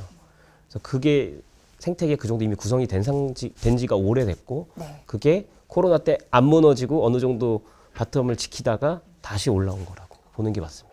그러니까 혁신 성장을 위해서 누구보다 발빠르게 움직였던 국가가 중국이라는 나라 같다라는 생각을 하게 됐습니다. 그러니까 누구보다도 먼저 한번 실행해봐라, 시험해봐라, 도전해봐라라고 얘기하고 그 이후에 뭔가 문제가 생기면 개선한다는 거잖아요. 그러면서 발전해 나가는 그런 모습인데 중국 내수 시장이 엄청나잖아요. 엄청 크잖아요. 거기에서 얻을 수 있는 각종 여러 가지 혜택들도 있을 것 같은데 박지민 대표님 중국 가면 요즘에 AI 세상 어떻게 느끼시나요? 네. 실제로 제가 눈여겨보는 이제 기업이 있는데요. 네. 그게 아이플라이테크라는 회사입니다. 어떤 기업인가요? 네, 중국어로는 커다 슌페이라고 하는데요. 예. 이미 중국의 A주에 상장을 해 있고 스마트 시티, 스마트 의료, 스마트 교실, 그리고 이제 LMM 모델까지 다양한 분야에 접목이 되어 있습니다. 그래서 실제로 북경에 있는 이제 유명한 중고등학교부터 전국적으로 거기에 아이플라이테크에서 사용하는 이제 그런 AI 툴을 바탕으로 해서 스마트 이제 교육을 하고 있는데 실제로 중국의 수능이라고 하는 까오카오라던가 이제 다양한 수업 시간 대학교까지 안면 인식 기술과 이제 뭐 학생들이 이제 등하교하는 것, 그 다음에 선생님들이 칠판을 쓸 때 선생님들마다 또 이제 쓰는 방식이 중국은 또 다 다릅니다. 네. 그래서 이제 그거를 좀 정교하게 이제 문자화, 디지털 문자화 해주는 사업까지 다양하게 있고요. 그래서 이제 실제로 중국의 대학을 가보면은 이미 스마트 교실이 적용이 돼 있다라는 거를 좀 제가 몸소 느끼고, 그리고 이제 텐센트에서는 이제 손바닥으로 이제 결제하는 시스템이 있습니다. 네. 근데 그게 이제 또 버스라던가 다양한 이제 관공서에 적용이 돼 있는데 우리나라는 이제 QR 코드로 결제하는 것도 약간 낯설어 하잖아요. 네, 신용카드를 내미는 사회인데 네. 중국은 이제 생체 인식으로. 생체 인식으로 안면 인식을 넘어서서 그리고 이제 버스를 타다 보면은 이제 제 얼굴이 알리페이나 이런 이제 위챗페이에 등록이 돼 있으면 그걸로 이제 다시 또 버스나 이제 기차를 탈 수도 있고, 그래서 이제 현실에서는 이미 AI가 보급화되어 있는 게 네. 굉장히 많다라고 좀 느끼고 있습니다. 중국에서 보통 저희가 가장 큰 AI 컨퍼런스가 이제 여름에 상해에서 열리는 WAIC거든요. 네. 거기가 거의 이제 중국 내수용입니다. 국내 사람들이 많이 오는데 한 4일 정도 하고 최종 방문 기록이 30만 나왔습니다. 30만. 30만이면 CES보다 예. 30만 비짓이죠. 그러니까 한 사람이 뭐 여러 번 할 수도 있는데 예, 예, 예. 어쨌든 30만 비짓으로 따지면 CES보다 많은 겁니다. 아, 그렇군요. 네, 그래서 내수 시장인데도 불구하고 국민들, 그렇죠. 내국민들? 외국인들이 갈 수는 있지만 사실 네. 많이 안 옵니다. 거의 국내로만 이루어져 있는데 거기를 이제 보시면 사실 이제 올해 CES가 저는 하나도 안 놀라웠거든요. 정말요? 중국 한번 갔다 오니까요. 원래 이미 거기서 했던 게 사실 그대로 네. 간 게 되게 많아서. 그래요? 네, 그래서 거기를 보면 이제 중국의 AI가 가장 집중하고 있는 게 어딘지가 되게 잘 보여지죠. 1층은 거의 보면 대형 그러니까 LLM이라던가 예. 그다음에 이제 AI 칩 반도체들, 그래서 빅테크들이 전부 자체 반도체를 만드는 것들이 전부 공개돼 있고, 뭐 화웨이의 아틀라스 시리즈라던가 이런 것들 다 있고요. 2층은 거의 다 로봇입니다. 휴머노이드 로봇. 그래서 이게 두 개가 지금 사실은 중국 전체 AI 생태계에서 완전히 이제 집중하고 있는 영역이다 이렇게 보시면 됩니다. 그 내수 부분이라고 했으니까 중국 자국민들은 이미 CS 2016이 열리기 전에 예? 어떻게 보면 반기 이전에 피지컬 AI 산업이 발전한 것을 직접 체험했다라는 거네요. 그렇게 네. 네, 볼 수 있죠. 그래서 네. 지금 그냥 AI 전체로 보면 에이전틱 AI랑 피지컬 AI 두 개 흐름인데 두 개 다 중국이 되게 잘합니다. 그리고 구조적으로 중국이 되게 유리합니다. 그래서 네. 지금 작년 내내 중국이 했던 중국 내에서 벌어졌던 기업들 간의 경쟁 뭐 이런 것들 보면 다른 나라들보다 한 1, 2년 앞서 있죠. 그러니까 저희가 수많은 기업들이 생기고 수많은 곳에 AI 에이전트 서비스를 만들어서 적용해보고 네. 그다음에 어떤 거는 타당성이 없어서 생각보다 뭐 효율이 안 좋아서 없어지기도 하고 어디는 되게 잘 되기도 하고, 이 노력들을 지금 중국은 작년 내내 했습니다. 그래서 다음 단계로 건너갔죠. 좀 네. 조정이 되고 네. 이제 킬러 서비스들이 좀 나오고 이제 실질적으로 가격도 많이 내려갔고 이런 것들이 좀 중국은 2단계로 좀 접어들었죠. 교수님, 중국이 구조적으로 유리할 수밖에 없다라는 말씀을 하셨는데 왜 그런 거예요? 왜 구조적으로 잘할 수밖에 없는 거죠? 네, 일단 데이터가 있어야 되고 그 다음에 그걸 가지고 할 수 있는 뭐 적용할 수 있는 많은 영역들이 있어야 되는데 네. 사실 중국은 전 세계 제조의 완전히 중심지로 거듭나서 네. 이 피지컬 AI는 정말 중국이 할 수밖에 없습니다. 뭐 전 세계 가장 많은 공장, 그리고 등대 공장이라고 저희가 선정하는 스마트 공장도 중국이 전 세계 40%입니다. 그러니까 여기에 사실 피지컬 AI를 넣기가 너무너무 좋고 밸류 체인이 다 갖춰져 있는 게 하나 있고, 소프트웨어적으로도 보면 이미 사실은 모든 것들이 이 인터넷 플랫폼에 다 연결돼 있기 때문에 네. 여기에 에이전틱 AI를 넣기가 또 사실 너무 좋죠. 그다음에 이제 중국에 수많은 그 기업들이 있고 경쟁 구도나 스피드가 워낙 빠르기 때문에 네. 사실 중국의 이 생태계에 중국이 지금 일하는 방식을 더하면 제일 빨리 좋은 서비스들이 나올 수밖에 없는 구조입니다. 그렇네요. CES 2026에 가는 돈의 10분의 1이라도 중국에 그 외에도 좋은 것들이 많습니다. 그래요. 예.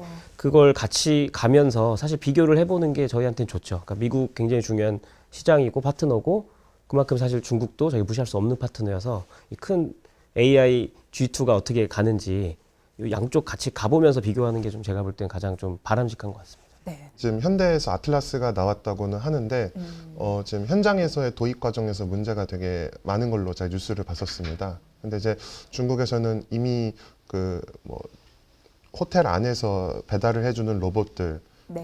예를 들어서 키논이라던가 윈지 테크놀로지 뭐 이런 업체들부터 이제 다양한 이제 현장에서 사용되는 기술 기업들이 굉장히 많기 때문에 네, 그리고 또 우리나라는 지금 뭐 최근에 AI 기업들을 뽑으면서 뭐 어느 대기업이 선택되고 어느 대기업이 탈락하고 이제 정부 차원에서 그렇게 좀 솎아내고 있는데 중국에서는 각 생태계마다 잘하는 LMM이 다 다릅니다. 네.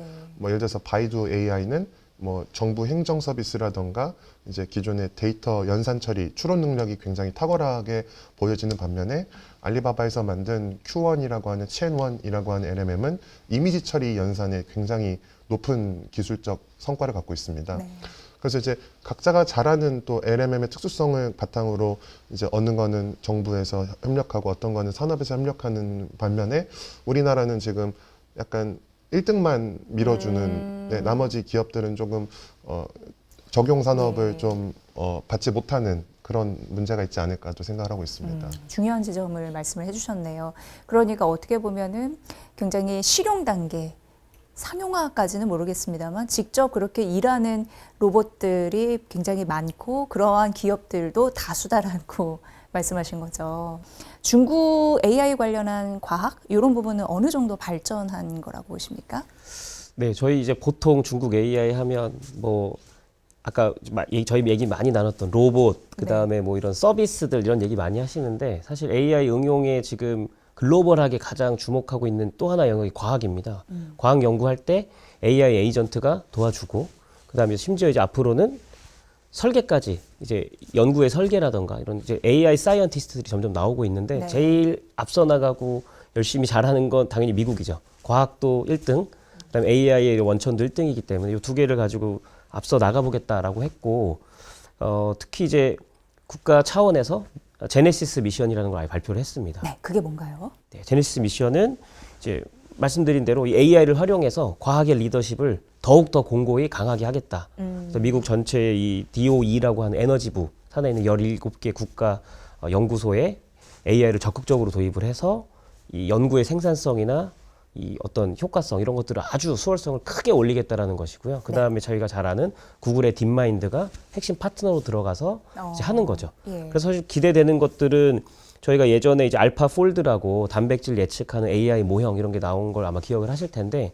그게 일반 원래 그쪽 분야를 연구하시던 분들이 하는 것보다 더 빨라지는 정도가 아니라 획기적으로 개선을 했습니다. 아, 그래요? 네, 그런 것들이 모든 분야에서 나오는 거죠. 재료과학, 생명공학, 뭐 에너지 이런 분야에서 네. 다 나오는 거죠. 그러면 미국이 모든 이목이 이제 미국에 집중돼 있는데 중국은 가만히 있을까? 중국도 동일하게 합니다. 그래서 보면 민간 기업에서는 화웨이가 판구를 만들었고요. 그다음 알리바바도 다 있습니다.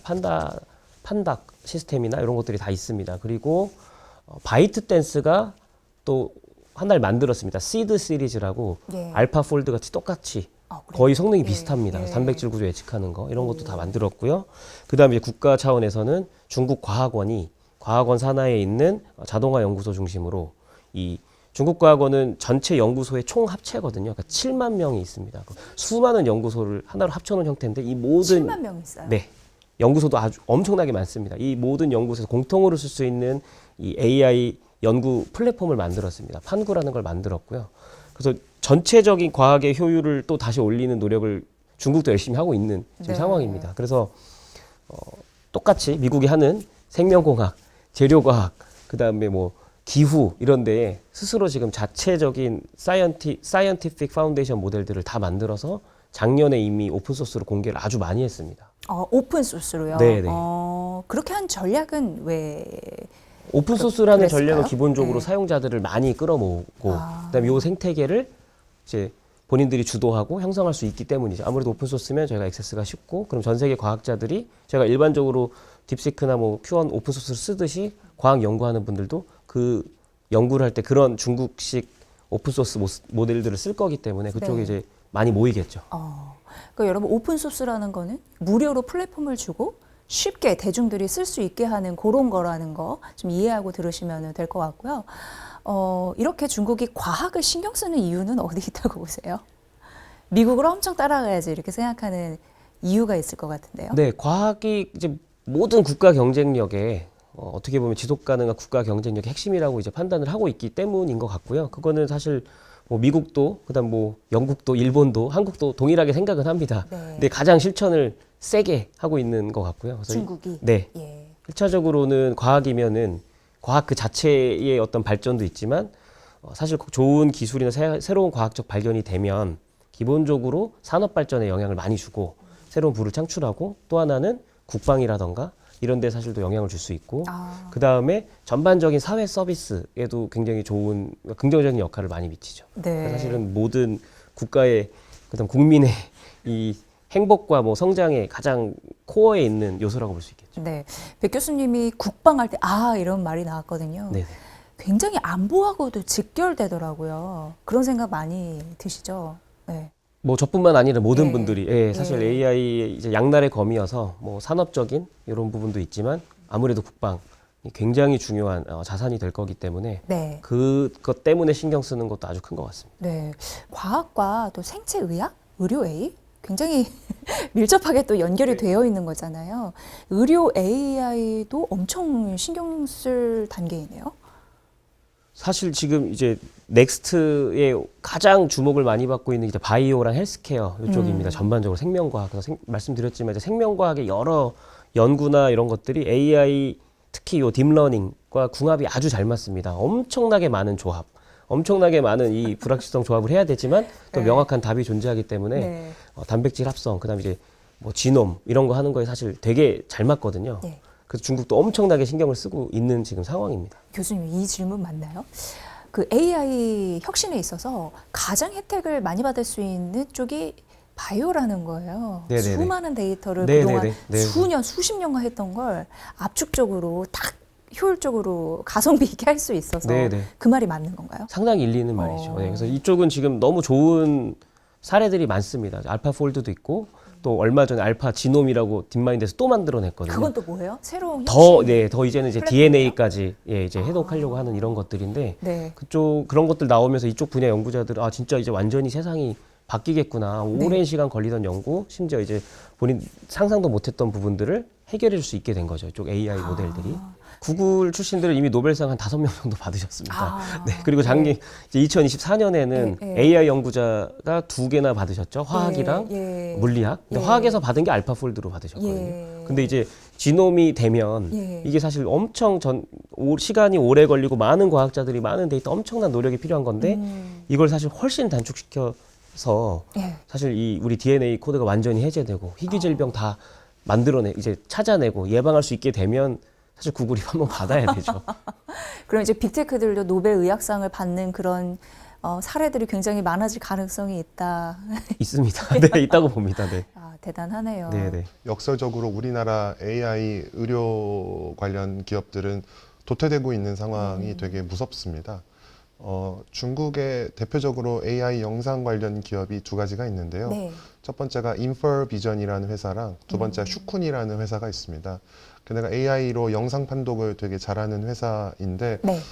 중국에서는 이렇게 AI 영상 판독뿐만 아니라 지금 중국 과학원에서 이제 스피노프한 회사 중에 중커원거라는 회사가 있습니다. 네. 거기는 이제 중의학에서 이제 여기 맥을 측정하는 거랑 혀를 이제 살피는 이걸로 이제 사람의 생체 데이터를 파악할 수 있는데 약간 우리나라의 한의학 같은 느낌. 맞습니다. 예. 그 기계가 이미 중국 이제 병원에 네. 다 이제 보급이 되고 있어서 예. 그래서 제가 봤을 때는 다양한 사람들의 혀 데이터 그 다음에 이제 맥박 데이터를 수집할 수 있고 바이오 데이터죠. 그쵸. 일명. 생체 예. 바이오 데이터를 수집할 수 있고 그리고 이제 우리나라에서는 아직 그 몇 개 기업들 이제 루닛이라던가 뭐 뷰노 같은 회사들이 이제 상장하면서 이제 선도적으로 하고는 있으나 중국에서는 이미 이제 AI 의료기계 뭐 헬스케어 산업을 많이 하고 있고 네. 그 중에서 우리나라에서는 불법이지만 중국에서 합법인 영역이 예를 들면은 핑안 그룹의 핑안 하오이셩이라고 핑안 굿닥터라는 플랫폼이 또 있습니다. 네. 근데 그 플랫폼은 이제 온라인으로 의사랑 상담을 할 수 있는 아. 플랫폼인데 핑안 굿닥터가 또 화상 약국 진료 느낌이요. 맞습니다. 예. 화상 진료인데 이제 온라인에서 또 이제 처방 약품을 처방해줘서 이제 약국들과 연계를 하고 있습니다. 그래서 이제 좀 약국들이 처음엔 반대를 할까 했는데 오히려 이제 고객과 가까운 약국과 연계돼서 약국들이 되게 좋아하고 있습니다, 중국에서. 오. 그래서 이제 아까 말씀드렸던 영상 데이터 분석부터 아까 중국과학원의 업체 그리고 이제 그 핑안 굿닥터까지 좀 AI가 다양한 활용을 의료에서도 네. 선도적으로 하고 있다가 이제 우리나라보다 조금은 이제 실생활에서 앞선 이제 사례일 것 같습니다. 네. 많은 분들이 이제 의료 AI 관련해서 궁금해하시는 분이 결국 사람의 뇌 이런 부분까지 뭔가 연결할 그런 영역까지 더 커지지 않을까 이런 또 상상을 하시더라고요. 가까운 미래일까요? 어떻게 보세요, 교수님? 그것도 또 기업들이 지금 거기 벌써부터 하고 있죠. 네. 그래서 그게 아까 말씀하신 것처럼 결국 뇌가 가장 복잡하니까 그걸 한번 디코딩을 해보겠다. 뭐 이런 것도 있고, 질병 이런 부분도 있겠지만 거기서 사실은 이제 넥스트 AI를 개발할 수 있는 힌트도 얻을 수 있지 않을까? 이제 이런 것들을 하고 있는 것 같고요. 그것도 미국이 엄청 빨리 하고 중국도 엄청 추격을 하고 있습니다. 네. 중국은 그쪽 관련돼서 이제 국제 표준을 리드하려는 노력들도 이미 벌써 하고 있습니다. 엄청나게 많은 연구와 함께 글로벌 표준을 우리가 장악해야겠다 이런 노력까지 지금 벌써 하고 있습니다. 네. 표현에 의하자면 중국은 미국 AI 추격자 이런 느낌이 드는데 AI 금융도 마찬가지인 것 같아요. 뒤를 바짝 쫓고 있다라고 하거든요. 근데 AI 금융은 원래 신뢰 산업이잖아요. 그런 부분에서 중국은 그게 잘 되고 있는지 궁금합니다. 장단점이 있을 것 같은데요. 일단 중국에 있는 중국인들한테는 사실은 좋죠. 이미 사실 QR로 다 결제를 하고 있고 네. 수많은 금융과 관련된 금융 생활과 관련된 데이터들이 다 원스톱으로 네. 구축이 돼 있으니까 아까 생체 인식도 말씀. 사실 너무너무 편하게 돼 있고 그게 너무 큰 시스템을 합쳐져 있으니까 네, 활용 네, 가치도 네. 굉장히 높죠. 그런데 이제 아무래도 중국인이 아닌 사람들이 그 시스템을 사용할 수 있겠냐, 모든 걸 이렇게 맡길 수 있겠냐라고 했을 때는 약간의 뭐 거부감, 그다음에 신뢰성, 뭐 이제 확산이 될 때 약간의 좀 소비자의 신뢰도가 좀 낮을 수는 있는 부분인 것 같고요. 네. 그런 부분들이 조금 이제 중국 모델이 중국 내에서 되게 잘 작동하고 효율성 좋고 다 알겠는데 다른 나라로 확산됐을 때 어느 정도까지 이걸 극복할 수 있냐, 이게 좀 과제인 것 같습니다. 네, 중요한 말씀해 주셨네요. 이렇게 중국 AI 혁신 발전에 있어서 각 산업마다 중요한 지점을 건드려 주셨고 그에 관련한 기업들도 소개를 해주셨는데 투자의 관점에서는 어떤 기업이 유망한지 박지민 대표님께서 좀 설명 좀 부탁드리겠습니다. 새로운 기업을 뭐 갑자기 소개해드리는 것보다는 최근에 저희가 봤었을 때는 6개월 동안 그래도 상장 기업 중에 좀 그래도 괜찮은 기업이 뭐 첫 번째로는 바이두입니다. 네. 이제 원신이라 그래서 이제 이 LMM이 이제 결국에는 자율주행 그리고 AI 검색, 클라우드까지 풀스택 전략을 갖고 있습니다.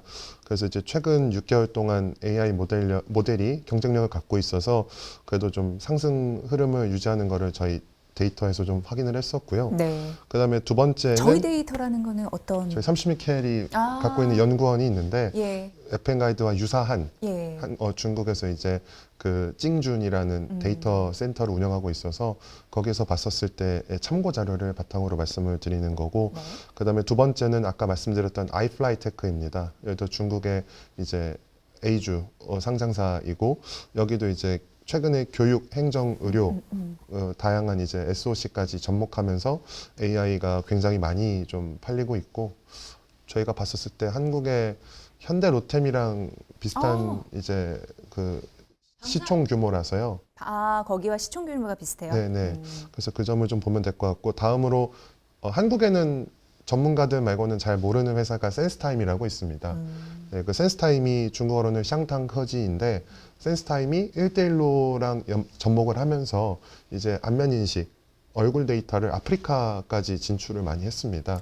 그래서 이제 센스타임은 홍콩에 상장해 있고 지금은 이제 규제 이슈를 좀 겪고 나서 이 스마트 시티, 금융, 자동차 산업까지 좀 많이 좀 접목해서 최근에 좀 반등 흐름을 보이는 걸로 저희가 보고 있습니다. 네, 그리고 이제 뭐 마지막으로는 이제 우리나라에도 AI 반도체 회사가 있는데 중국에도 이제 캄브리콘이라는 회사가 있습니다. 그래서 A주 상장사고 이제 최근에 AI 반도체 설계 기업이긴 한데 대형 모델 학습이랑 추론 모델이 나와서 저희가 봤었을 때는 한국에서 좀 눈여겨봐야 AI 상장사들이 방금 말씀드린 기업들이 있지 않나. 그 외에도 되게 많지만 네. 요약하면은 이렇습니다. 네.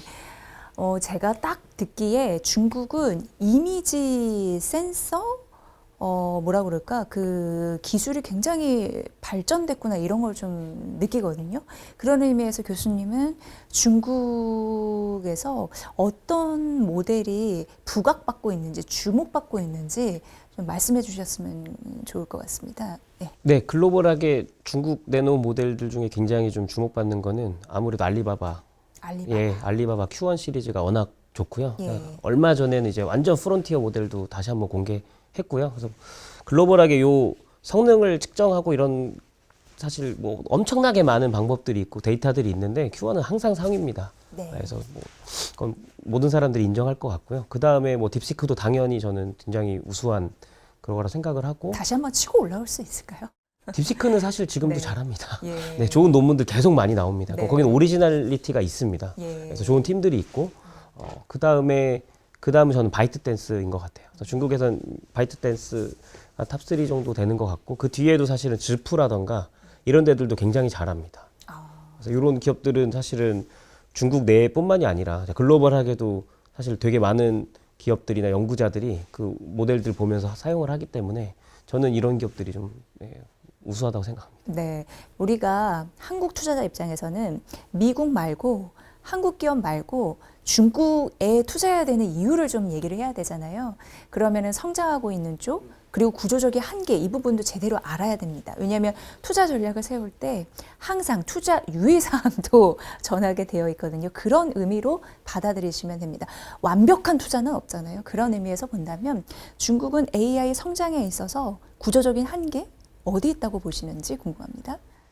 중국의 한계는 중국 그 자체적인 부분들보다도 사실은 이제 결국 미국이죠. 미국이 앞으로 이제 올해 내내 여러 이제 중국과 뭐 4월에 정상회담도 예정되어 있고 그다음에 동시에 지금 여러 규제들이 많이 나오거든요. 그래서 다 풀어줄 리는 없습니다.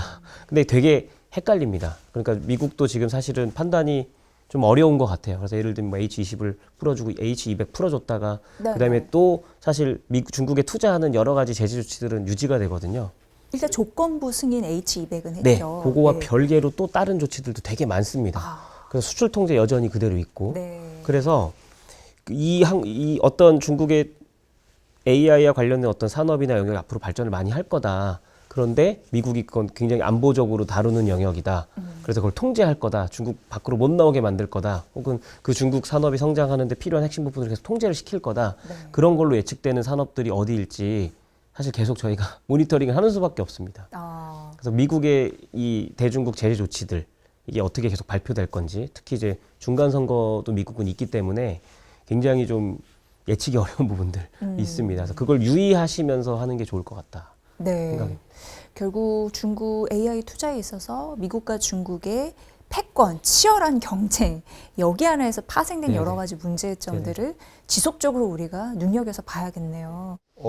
저는 좀 지역적인 사례를 하나 들어드리자면은 최근에 그 중국의 인스타그램이라고 하는 샤오홍슈에서 내부 규제 가이드라인을 발표하면서 지금 우리나라에서 울상을 짓고 있는 기업들이 있습니다. 그게 바로 이제 피부과 성형외과 업종인데요.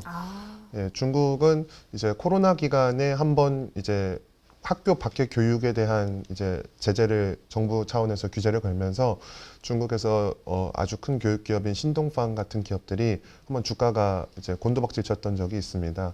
그리고 최근에 샤홍슈에서도 우리나라 피부과, 성형외과 그리고 의사분들이 이제 의료 관련된 내용들을 이제 함부로 썼다가는 하루아침에 계정이 날아가는 수가 있습니다. 근데 그게 네. 사실은 우리나라 피부과 성형외과 입장에서도 어렵겠지만 샤홍슈 플랫폼 차원에서도 그거에 대해서 어떻게 정부 차원의 뭐 대응을 하기가 어려운 구조입니다. 네.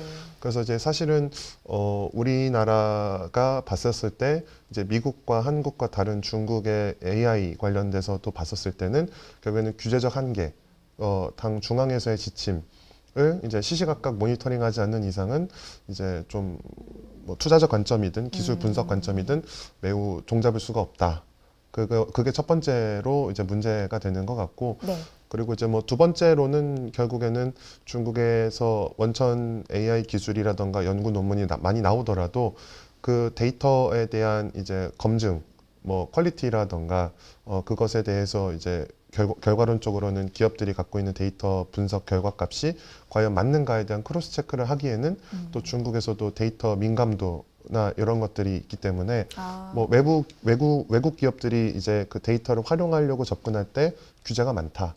그거는 오히려 더 그렇네요. 네네. 예, 예. 그래서 이제 뭐 크게는 아까 말씀드린 데이터에 대한 이제 뭐 신뢰도, 민감성 그리고 정부 규제 이 두 가지가 좀 앞으로의 확장해서 중국 기업들의 발목을 잡을 수 있지 않을까라는 생각을 좀 조심스럽게 해봅니다. 네, 투자 유의사항으로 참고해 보시면 될 것 같고요. 우리나라와 중국의 교류도 무시할 수 없는 투자 전략을 세울 때 굉장히 중요한 요소인 것 같습니다. 에이펙 정상회담 이후에 실질적인 관리를 어떻게 해야 될 것인지 굉장히 많은 고민을 정부 당국에서도 하고 있는 걸로 알고 있습니다. 미국 눈치도 보는 게 사실이고 중국 눈치도 봐야 되는 게 사실이고, 우리나라는 어떻게 해야 될지 교수님의 평소 생각, 의견 듣고 싶습니다. 아주 묘수가 있진 않습니다. 어려운 게 사실이고요. 예. 근데 그 어려운 게 저희만 어려운 건 아닙니다. 사실 뭐 영국, 캐나다 최근에 굉장히 놀라운 어떤 결정들을 하지 않았습니까? 전부 다 중국 방문하고 중국산 전기차 관세 다 내리고, 이 중간에서 사실 미국의 모습이 예전과 많이 달라졌고 네. 중국의 위상은 훨씬 커졌고, 또 선택을 어떻게 해야 될까에 대한 딜레마는 모든 국가들이 다 갖고 있는데, 저는 그중에 우리가 지금 현재 갖고 있는 뭐 자산이라던가 전략을 못하고 있다고 생각하진 않은데요. 좀 신중하게 스마트하게 할 필요는 있다. 그래서 지금 대통령께서 방중하시고 과기 산업 중기 쪽으로 이미 좀 맺어놓은 MOU 같은 것들이 꽤 있습니다. 그래서 과학 분야 같은 경우는 사실 비민감 영역이라고 할 수 있는 어떤 굉장히 좀 중장기적인 인류 공통 문제, 뭐 기후 변화라던가 보건 이런 것들은 저희가 협력을 해나갈 수 있습니다. 네. 해양이나 이런 것들도요. 그래서 이런 부분의 협력은 그동안 조금 좀 이렇게 소극적으로 변했었는데, 가능한 선은 좀 이렇게 재개를 해서 이 부분들은 해나가는 걸 필요로 하겠고, 산업에 있어서는 역시 뭐 굉장히 민감한 영역은 협력을 하긴 쉽지는 않겠죠. 그리고 미국이 이미 수출 통제 제도를 다 만들어 놓은 걸 위반할 수는 없습니다.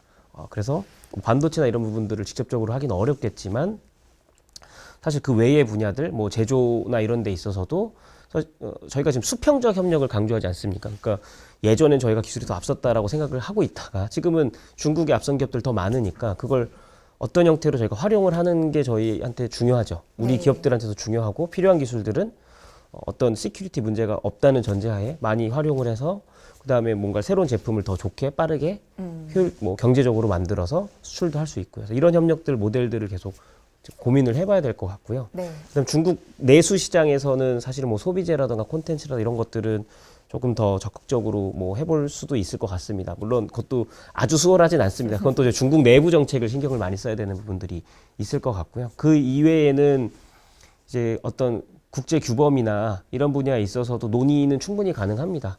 예, 그래서 지금 오히려 여러 국제 기구가 좀 무력화되는 느낌들이 있거든요. 미국이 전부 다 탈퇴를 한다거나. 그래서 그런 부분들을 저희가 중간자로서 좀 더 리더십을 발휘해서, 작년에 에이펙이 그걸 잘한 거거든요. 저희가 네. 중간자로서 역할을 잘하고 미국, 중국이 탈퇴하지 않도록 잘 잡아서 합의를 만들어낸 것들인데, 그런 식으로 사실 저희가 강력한 중간 국가, 중견 국가로 국제 규범에 있어서도 조금 더 어필을 할 수 있는 이런 분야에 있어서도 중국과 협력을 할 수 있는 부분들은 있죠. 네. 이렇게 좀 하면 될 것 같습니다. APEC 되게 좋은 성과를 이끌어냈다라고 말씀하셨는데 이제 수없이 그런 협상 테이블에 많이 올라갈 것 같습니다. 실익을 챙기기 위한 거 협상에서 굉장히 중요한 조건이잖아요. 그런 의미에서 우리가 취해야 될 전략 이런 거를 한마디로 얘기하면 어떤 게 있을까요? 어떤 생각을 갖고 이런 문제를 바라봐야 될까요? 정말 어려운 네. 질문인데요. 제 개인적인 생각으로는 당연히 뭐 저희는 이제 동맹이고 우방이 있기 때문에 미국과의 관계가 중시되는데 그 동안에는 그러니까 원천 금지를 했던 거죠. 어떤 나라랑은 그냥 아무것도 하지 않는다. 그 나라이기 때문에 하질 않는다. 이런 생각들이 있었는데 사실 그렇게 하는 게 제일 쉬운 방법입니다. 그냥 어디가 어느 나라가 동맹국이 하지 말라고 하기 때문에 그럼 그대로 따라서 아무것도 안 하는 게 제일 쉬운 방법입니다. 근데 그건 사실은 현실성이 떨어지고 네. 저희의 어떤 성장에 좋지 않죠. 실용이나 국익에도 좋지 않아서 안 되는 것들만 빼고 저희가 흔히 말하는 좀 네거티브 어프로치를 하는 게 어떨까. 너무 민감한 건 빼고 할 수 있는 건 해보고 하는 과정에서 좀 안 되는 그런 것들 빼면서 협력도 좀 네거티브 어프로치를 하는 게 필요한 시점이 아닌가 싶습니다. 네. 우선은 에이펙 이후에 올해 이제 심천에서 중국이 에이펙을 이제 개최할 예정인데 우리나라 이제 경상북도 경주시에서 했었잖아요. 그래서 최근에 경상북도랑도 이제 미팅을 한 적이 있는데 우리나라가 취해야 될 이점이라고 하면은 최근에 중국의 제조업 기업들이 이제 메이드 인 차이나를 피해서 이제 원산 국가를 변경하기 위해서 한국에 많이 찾아온다고 합니다. 그래요? 네, 그래서 이제 경상북도도 그 지역마다 구미가 됐든 뭐 포항이 됐든 그 산업에 맞춰서 지금 중국 기업들한테 많은 소개를 해주고 있는데 이 점이 우리나라 뭐 예컨대 지방 소멸, 지방 일자리 네. 문제 그리고 기업 유치 관점에서는 좀 좋지 않을까. 물론 거기에서 우리나라 지방 정부나 중앙에서 대응해야 될 뭐 여러 가지 뭐 인재라던가 기술 관련된 보호 분야들이 되게 많겠죠. 근데 이제 일단은 첫 번째로 우리가 가져가야 될 이점이 그게 첫 번째가 있고 두 번째는 이제 그 이재명 대통령께서 상하이 방문하셨을 때 한중 간에 또 이제 전략적인 스타트업 관련된 이제 MOU들이 있었는데 네. 우리나라 이제 KVIC랑 중국과 이제 펀드 관련 조성 이 첫 번째가 있었고 두 번째는 또 한성숙 장관이 이제 또 상하이의 장장과학성이라고 하는 미래도시다라고 하는 곳을 방문했었는데 사실 중국에는 이런 국가급 뭐 과학기술 혁신단지들이 되게 많습니다. 그래서 AI만 봐도 대략적으로 한 18개 정도가 있는데요.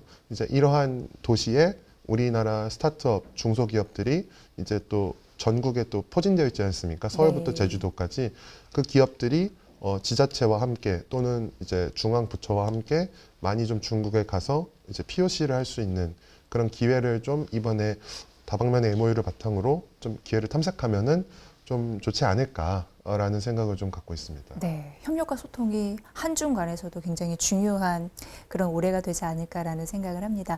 뭐든지 사람이 제일 중요합니다. AI 잘 되려고 하면 미국, 중국, 우리나라뿐만 아니라 인재가 많아져야 되는 상황인데 그거에 대한 이야기를 좀 들어보고 싶습니다. 인재요. 네, 인재가 중요하죠. 엄청 중요합니다. 네, 인재를 저희가 키우는 방법이 하나 있고 유치하는 방법이 하나 있고 그다음에 안 뺏기는 방법이 있어서 세 개가 중요한데 저희가 그냥 우리의 입장을 보면 인구수는 주니까 절대수가 줄고 육성은 쉽지가 않고 가르칠 사람들이 많지 않고 그다음에 그 친구들이 배워서 책상 위에서 배운 걸 실제로 해볼 수 있는 기업들이 많지 않고 그중 그나마 잘하는 친구들이 해외로 나가버리고 네. 그다음에 한국엔 오지 않고 지금 이 상황입니다. AI는 이걸 다 개선을 저희가 어떻게든 좀 해야 되겠죠. 그러니까 앞에 우리가 저희 얘기 많이 했지만 AI를 교육과 관련된 부분에 있어서 AI 교육은 과거와 되게 많이 달라져야 되기 때문에 인재 육성하는 차원에서 교육이 바뀌어야 되고 그다음에 중국이 갖고 있는 강점 저희가 중국에서 배울 수 있는 거는 그 천재들도 많이 있는데요. 그 네. 천재 말고 수많은 어마어마한 현장 엔지니어들이 있습니다. 아. 실력이 너무너무 좋고 탄탄하고 실제로 AI를 현장에서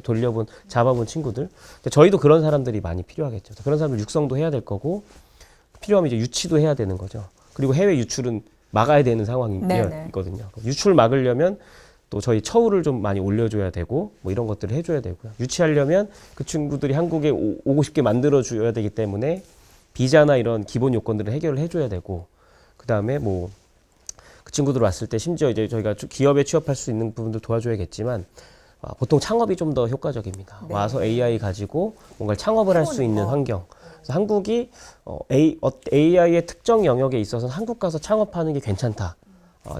어느 정도까지 한번 키워서 기업을 해보는 데까지 굉장히 괜찮고 그 다음에 다른 나라 가서 상장하는 거 상관없다. 한국에 상장하면 더 좋겠죠. 그런 걸로 매력을 어필해서 끌고 와야 되죠. 그러니까 저희가 어느 기업한테 앞으로 어디 인재들 10만 명씩 채용하십시오. 절대 불가능하거든요. 네네네. 근데 한국 가서 창업을 할 수 있게. 그래서 그 AI도 사실은 저희가 잘한 이제 매력이 있는 포인트들이 제조업이 강하기 때문에 제조업과 연관된 AI 창업, 그다음에 의료가 좀 잘 돼 있기 때문에 의료와 연관된 AI 창업, 그다음에 이제 문화 콘텐츠는 기본적으로 매력도가 있기 때문에 여기와 관련된 뭐 AI 창업이라던가 이런 쪽은 글로벌 인재들이 와서 뭔가를 해볼 수 있게 그걸 확 열어주고 그 창업을 하는 혜택을 많이 줘야 되죠. 네. 그 친구들이 사실 들어오면 많은 부분들은 해결이 됩니다. 네. 현 정부, 그러니까 이재명 대통령이 최근 그런 발표를 했습니다. 코스닥 벤처기업에 자금이 유입될 수 있도록 정책적으로 밀어줘야 된다. 그쪽으로 자금이 유입될 수 있게끔 여러 가지 소통이 좀 원활하게 진행되는 것도 굉장히 AI 한국 강국을 위해서 중요한 모태가 되지 않을까 이런 생각을 하네요. 워낙 이제 교수님께서는 학교라는 울타리에 계셔서 인재 양성에 대해서 관심 많으시잖아요. 그래서 그 부분을 좀 말씀드렸고 마지막으로 오늘 저희 이지혜 경제쇼 요에서 중국 특집 2편을 함께 촬영했습니다. 이거는 꼭 알고 꼭 기억하고 가세요. 이런 문구가 있다면 뭐를 들으실 수 있을까요?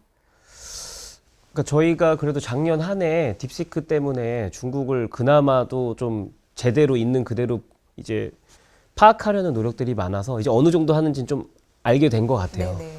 그럼 이제 올해 남은 거는 거의 하우죠. 이제 이 기업 중국이 수준이 이 정도 되고 이 정도 잘하는 거 이제 어느 정도 알았는데 편견이 많이 거쳐졌는데 어떻게 같이 협력해서 뭔가를 해볼 수 있을까? 혹은 어떤 것들은 좀 조심해야 될까? 그래서 올해는 하우가 돼야 되는 해입니다. 어떻게? 네, 어떻게. 그래서 볼 것인가. 어떤 건 배울까? 어떤 건 협력할까? 어떤 건 좀 조심할까? 그래서 그 하우에 대해서 좀 진지하게 뭐 기업도 그렇고 뭐 대학도 그렇고 정부도 그렇고 좀 실천적으로 깊게 해보는 한 해가 되면 될 것 같습니다. 멋진 말이네요.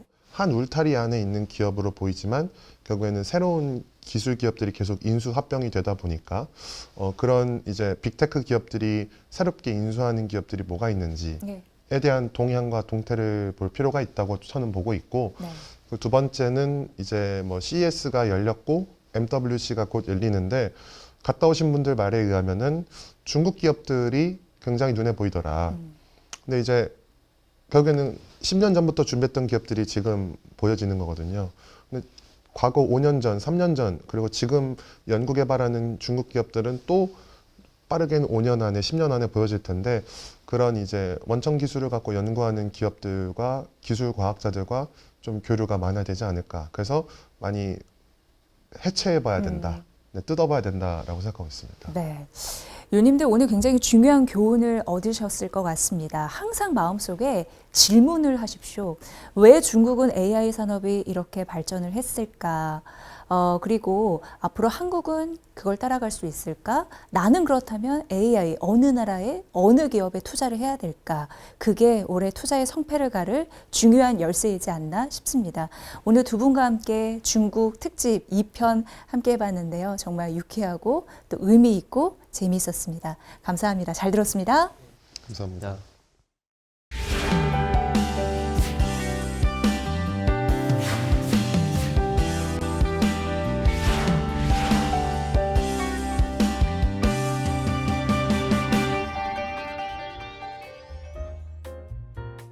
중국 빅테크 기업들과 산업 정책을 함께 분석해봐요. 올해 중국 내에서 개최되는 다양한 AI 컨퍼런스 보시고 투자 잘하셔서 부자 되세요. 빠른 기술 상용화, 거대한 내수 그리고 국가 전략이 결합된 중국. 글로벌 산업 질서와 투자 환경까지 바꾸고 있습니다. 이 변화 속에서 무엇을 읽고 어떻게 대응할 것인가 투자의 팁이 담겨 있습니다. 이지혜 경제쇼 이후 앞으로도 알찬 전략으로 보답하겠습니다. 고맙습니다.